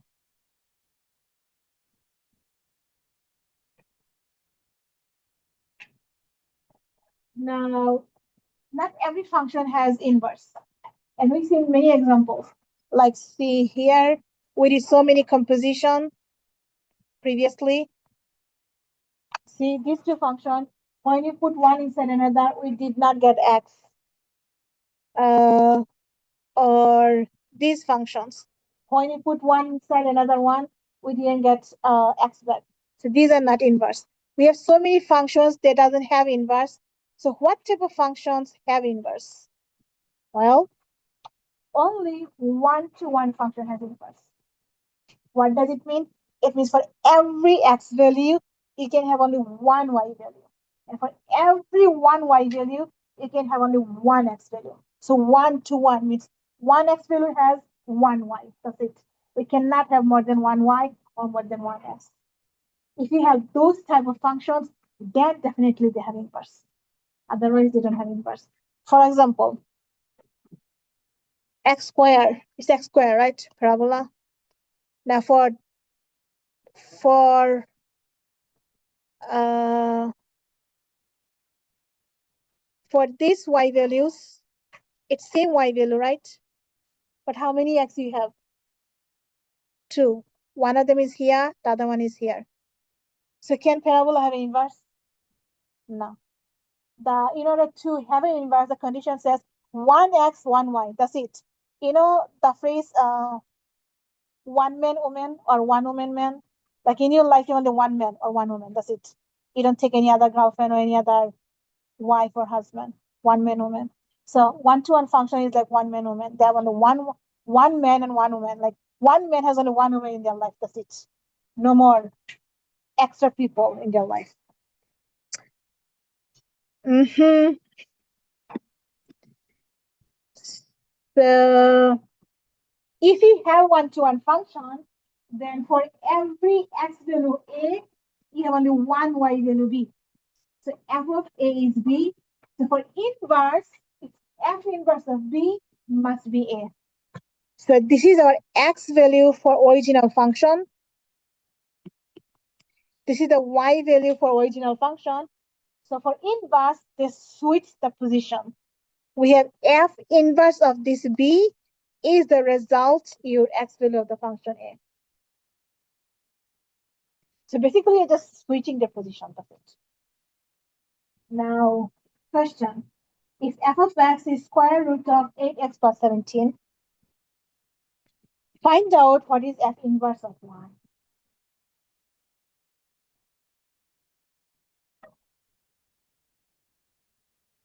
What is this one? X value or the y value for the inverse function? So definitely for inverse, it's x.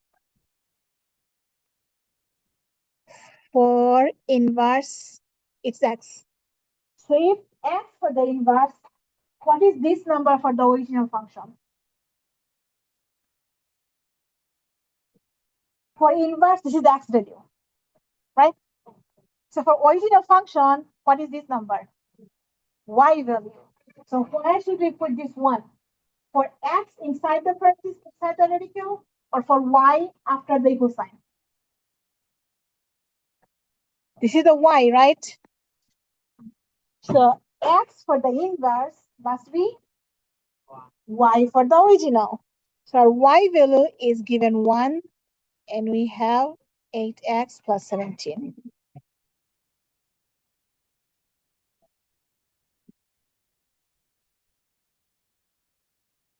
They gave us the original function, but they're not telling us to find y value for the original function.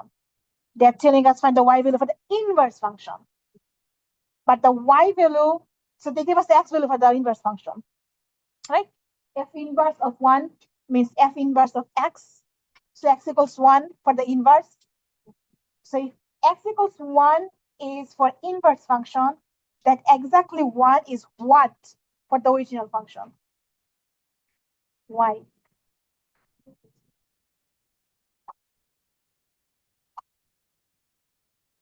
What do you mean?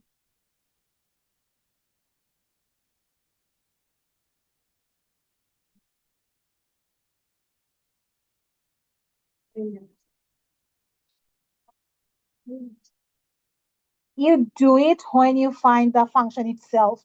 We're not finding function, you're finding the number, the value. When you find the number, you flip x and y. Here we are not finding number, so we have to flip the number. For x equals 1 original, no, x equals 1 for the inverse is y equals 1 for the x equals 1 for inverse is y equals 1 for the original. So let me get one page real quick. So this is f of x, this is f inverse of x. So for original function, this is x value, and this entire thing is the y value, right? For the original function. For inverse function, this thing is the y, and this entire thing is the x. They switch position. So here we have x for the inverse, that must be y for the original. So they give us x value here, but actually it's the y value for this function.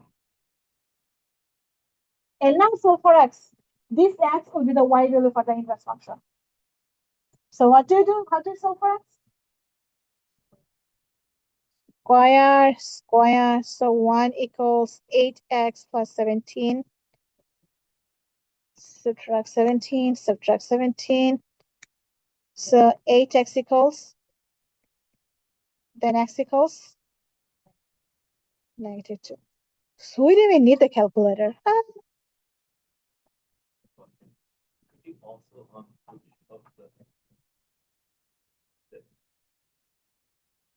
But they didn't give us the inverse function.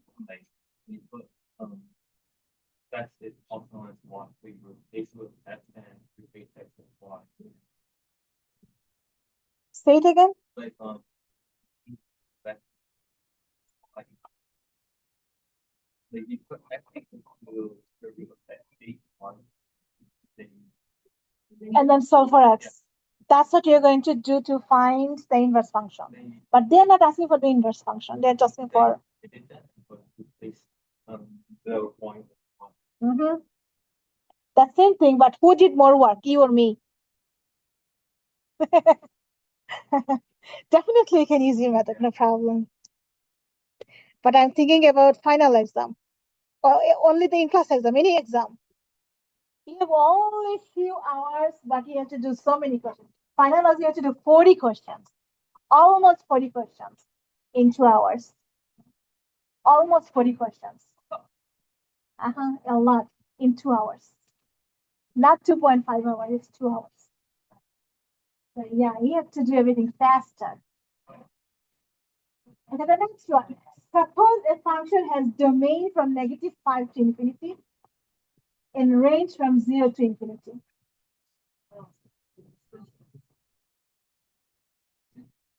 So what would be the domain for domain of inverse function?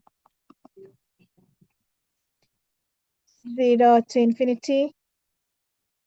And the range of inverse function? -5 to infinity. So the domain and range, they flip from original to inverse.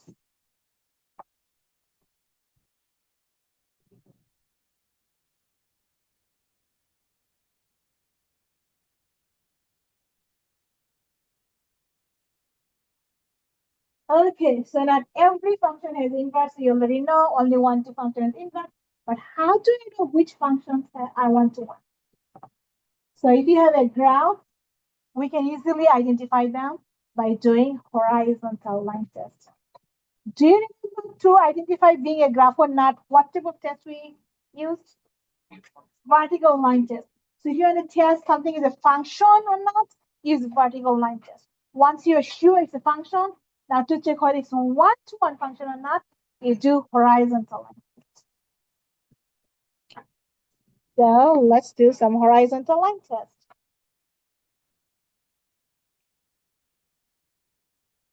What do you think about the first one? No. Because a horizontal test says if the horizontal line you draw through the graph touches your graph more than once, it's not a one-to-one function. It's a not one-to-one function. But is this a function or it's not a function? It is a function because it passed vertical line test. It doesn't matter where you draw. It is a function, but just not one-to-one. How about the second one? Not one-to-one. Actually, we should add 1 and then T01, but I'm too lazy, so I'm writing 1, 2, 1. So it fails vertical line test. It's not one-to-one.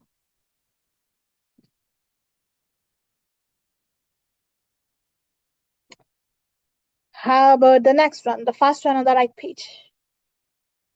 Is it a one-to-one function? Exactly, that's the trick. How can it be one-to-one function if it's not a function at all? So be very careful. Even though it looks like it passed the horizontal line test, but does it pass the vertical line test? So it's not even a function, not even a function. If it's something not functional, how can it be one-to-one function?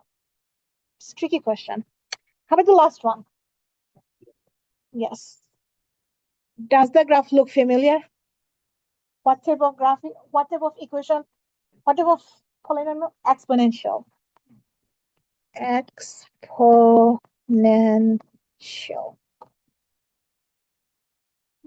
So how the graphs of the original and the inverse related? Well, they are actually a reflection of one another. And the mirror of the reflection is y equals x line. If you have y equals x line, the original graph and your inverse graph, they are the same graph, just reflection of one another.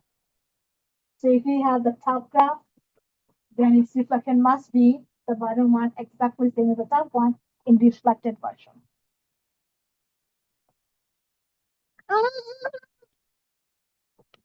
Come on.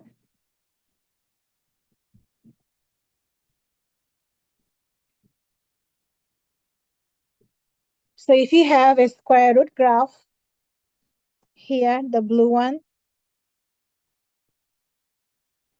is square root of x moving 3 units to the left. What should be the equation? Inside the square root or outside the square root? Inside the square root. So square root of graph moving 3 units to the left. Now, if you want to find its reflection, its inverse, purple. So this portion here goes below this line, and this portion, the blue portion, goes here above the line. And it looks like a parabola. That was a parabola, right? Do you know why the inverse of square root Looks like kind of hyperparabola.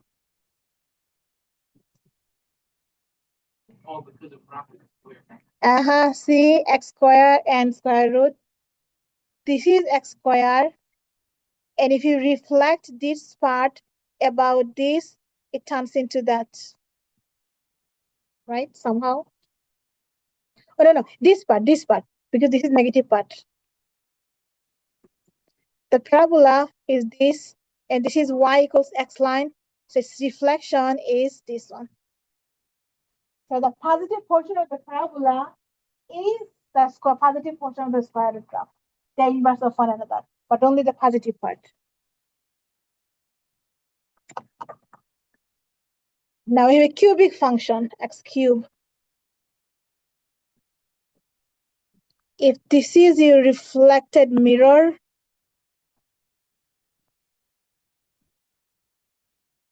then see, if you reflect your cubic graph about the y equals x line, it will turn into this thing here.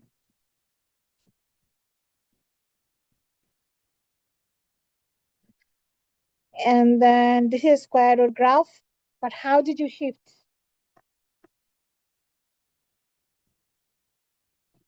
The original x square root of x is here. So how the transformation? So what will be the equation? Plus 2 inside or outside? Outside. So this is a reflection of original square root. Now if this is your mirror, you are going to reflect this plus 2 here, and it will go this way, exactly as this one. We change the x to y. This is our y2, it becomes x2.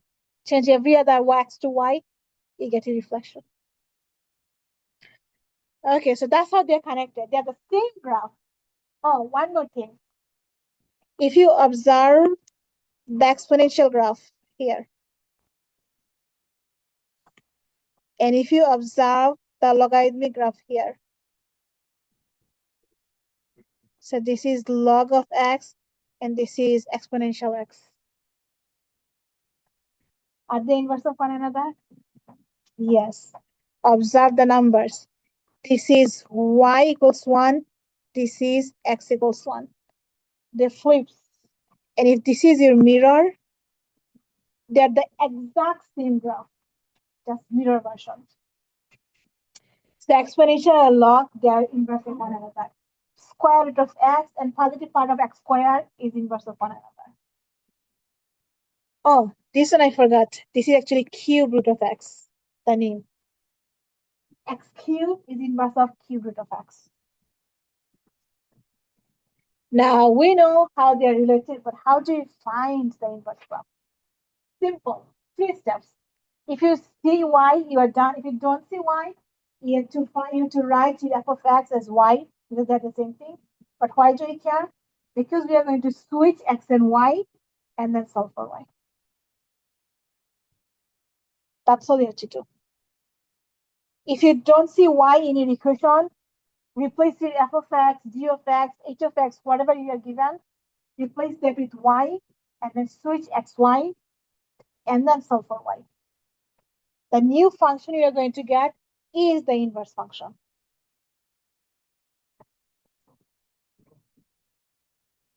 For example, we are given f of x is 1/4 of x minus 2. Do you see any y in our equation? No. So we have to write a y. We write this f of x as y 1/4 of x minus 2. That's our step 1. And then we switch them, x and y, swap them. So this y turns into x, this x turns into y. 1/4 minus 2. And lastly, get this y alone. Do whatever you need to do to get it alone. So what do you do? Add 2. So we have x plus 2 equals 1/4 of y. And then times by 4. So this cancel out. We get y equals 4x plus 8. So this is our inverse function. This y here, we write f inverse of x.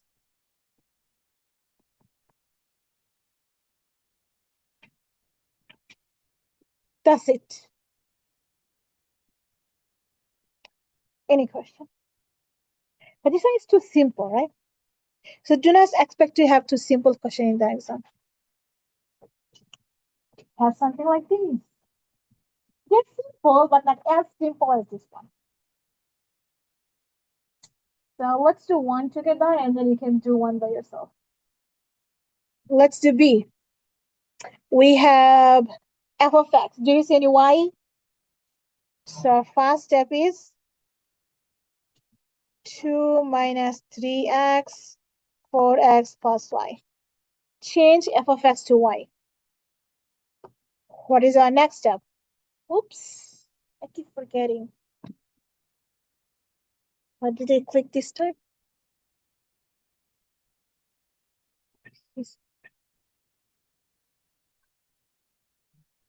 I shouldn't be near this podium. What is our next step? Swap x and y. So this y turns into x, and then we have y. 2 minus 3y, 4y plus 5. So 1y becomes 1x, and 2x's becomes 2y's. And now our goal is to get the y alone. So what do you think? Multiply by the denominator. So 4y plus 5, 4y plus 5. So denominator cancel out. We distribute here 4xy plus 5x equals 2 minus 3y.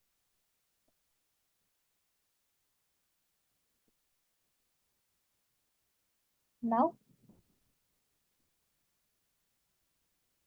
then what do we do? Subtract 2. Why do you want to subtract 2? What is your goal? To y by itself. How many y's do you have? So what should be your goal now? You have 2 y's in 2 different places. Bring them to one side. Because you have to get them alone. So before you get them alone, first you have to let them meet one another. And then you get them alone. So are you going to subtract 2 or are you going to add 3y? Add 3y. So there will be no more y on the right side. But on the left side, we have 2 y's and something extra. What do we do with this extra thing? Not divide. What's the sign you have in front of this extra 5x? It's plus 5x. So you're going to subtract 5x. Because we want only y's together, nothing extra. So we have 4xy from before, and we brought the other y, which is 3y. And now we got rid of the 5x from the left. So on the right side, we have 2 and then minus 5x. And now we are happy. All the x terms together on one side and all the extra things on the other side. So how can we get the y alone? Divide by what? Factor out. First, you're going to factor out y, otherwise you cannot do anything. You cannot divide by 4y because that 3y divided by 4x, what is that? You don't know. So factor out your y. We have y and y. So we need to factor that out. So what is left after we factor out the y? 4 4x plus 3, and we have 2 minus 5x. And now we can get the y alone by dividing.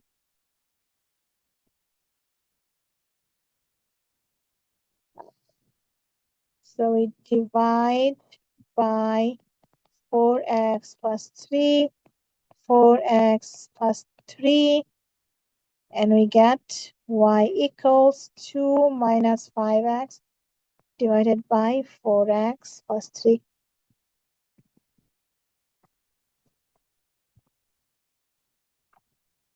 That's the inverse function.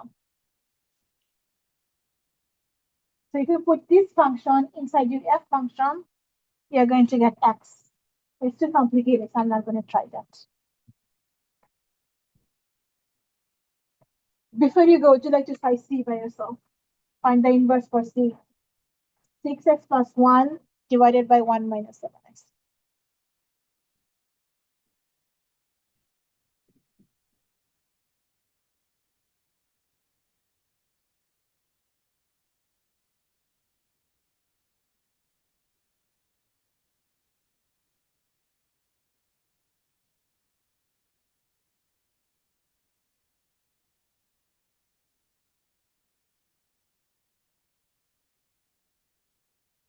Oh, and one of these will be in the final.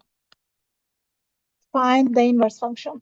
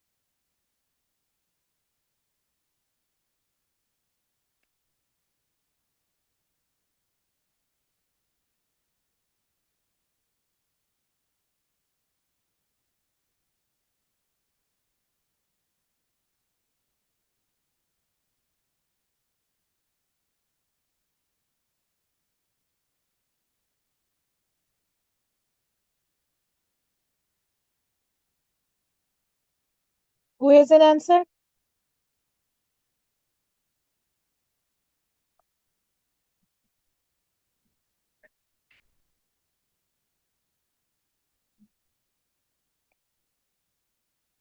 Six plus 7x. Is this correct? X minus 1 over 6 plus 7x? No? 6 plus 7x. Okay. So I'm trusting you guys. And now let me tell you. Question? Kimberly? Go ahead.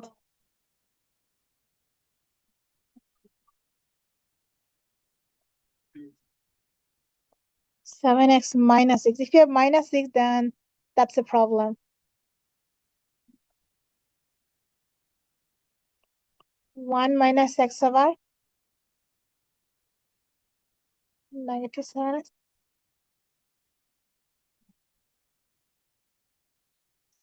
X minus 1 over 7x plus 6. So this one and this one same. Okay, since we have so many questions, so many different results, let's do it real quick. 6x plus 1. So y equals 6x plus 1, and then 1 minus 7x. 1 minus 7x. So step 1, what? I mean, step 1 I already did. What is step 2? Swap them. So x equals y. We have 6y plus 1 divided by 1 minus 7y. And then what do we do? 1 minus 7y, 1 minus 7y. So denominator cancel out. So we have 1x minus 7xy, because I'm going to distribute 1x minus 7xy equals 6y plus 1.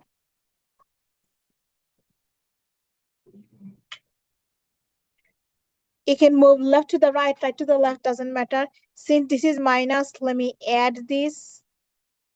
So I have positive, and we subtract 1.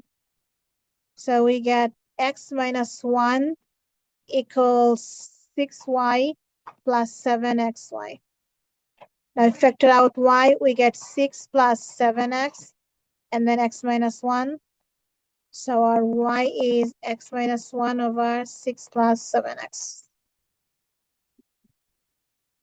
So it has to be x minus 1.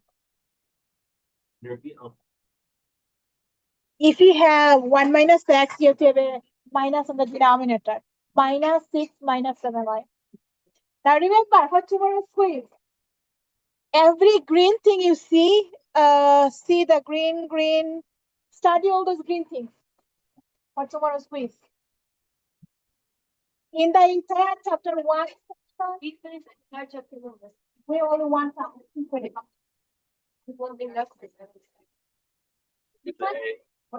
His wife function.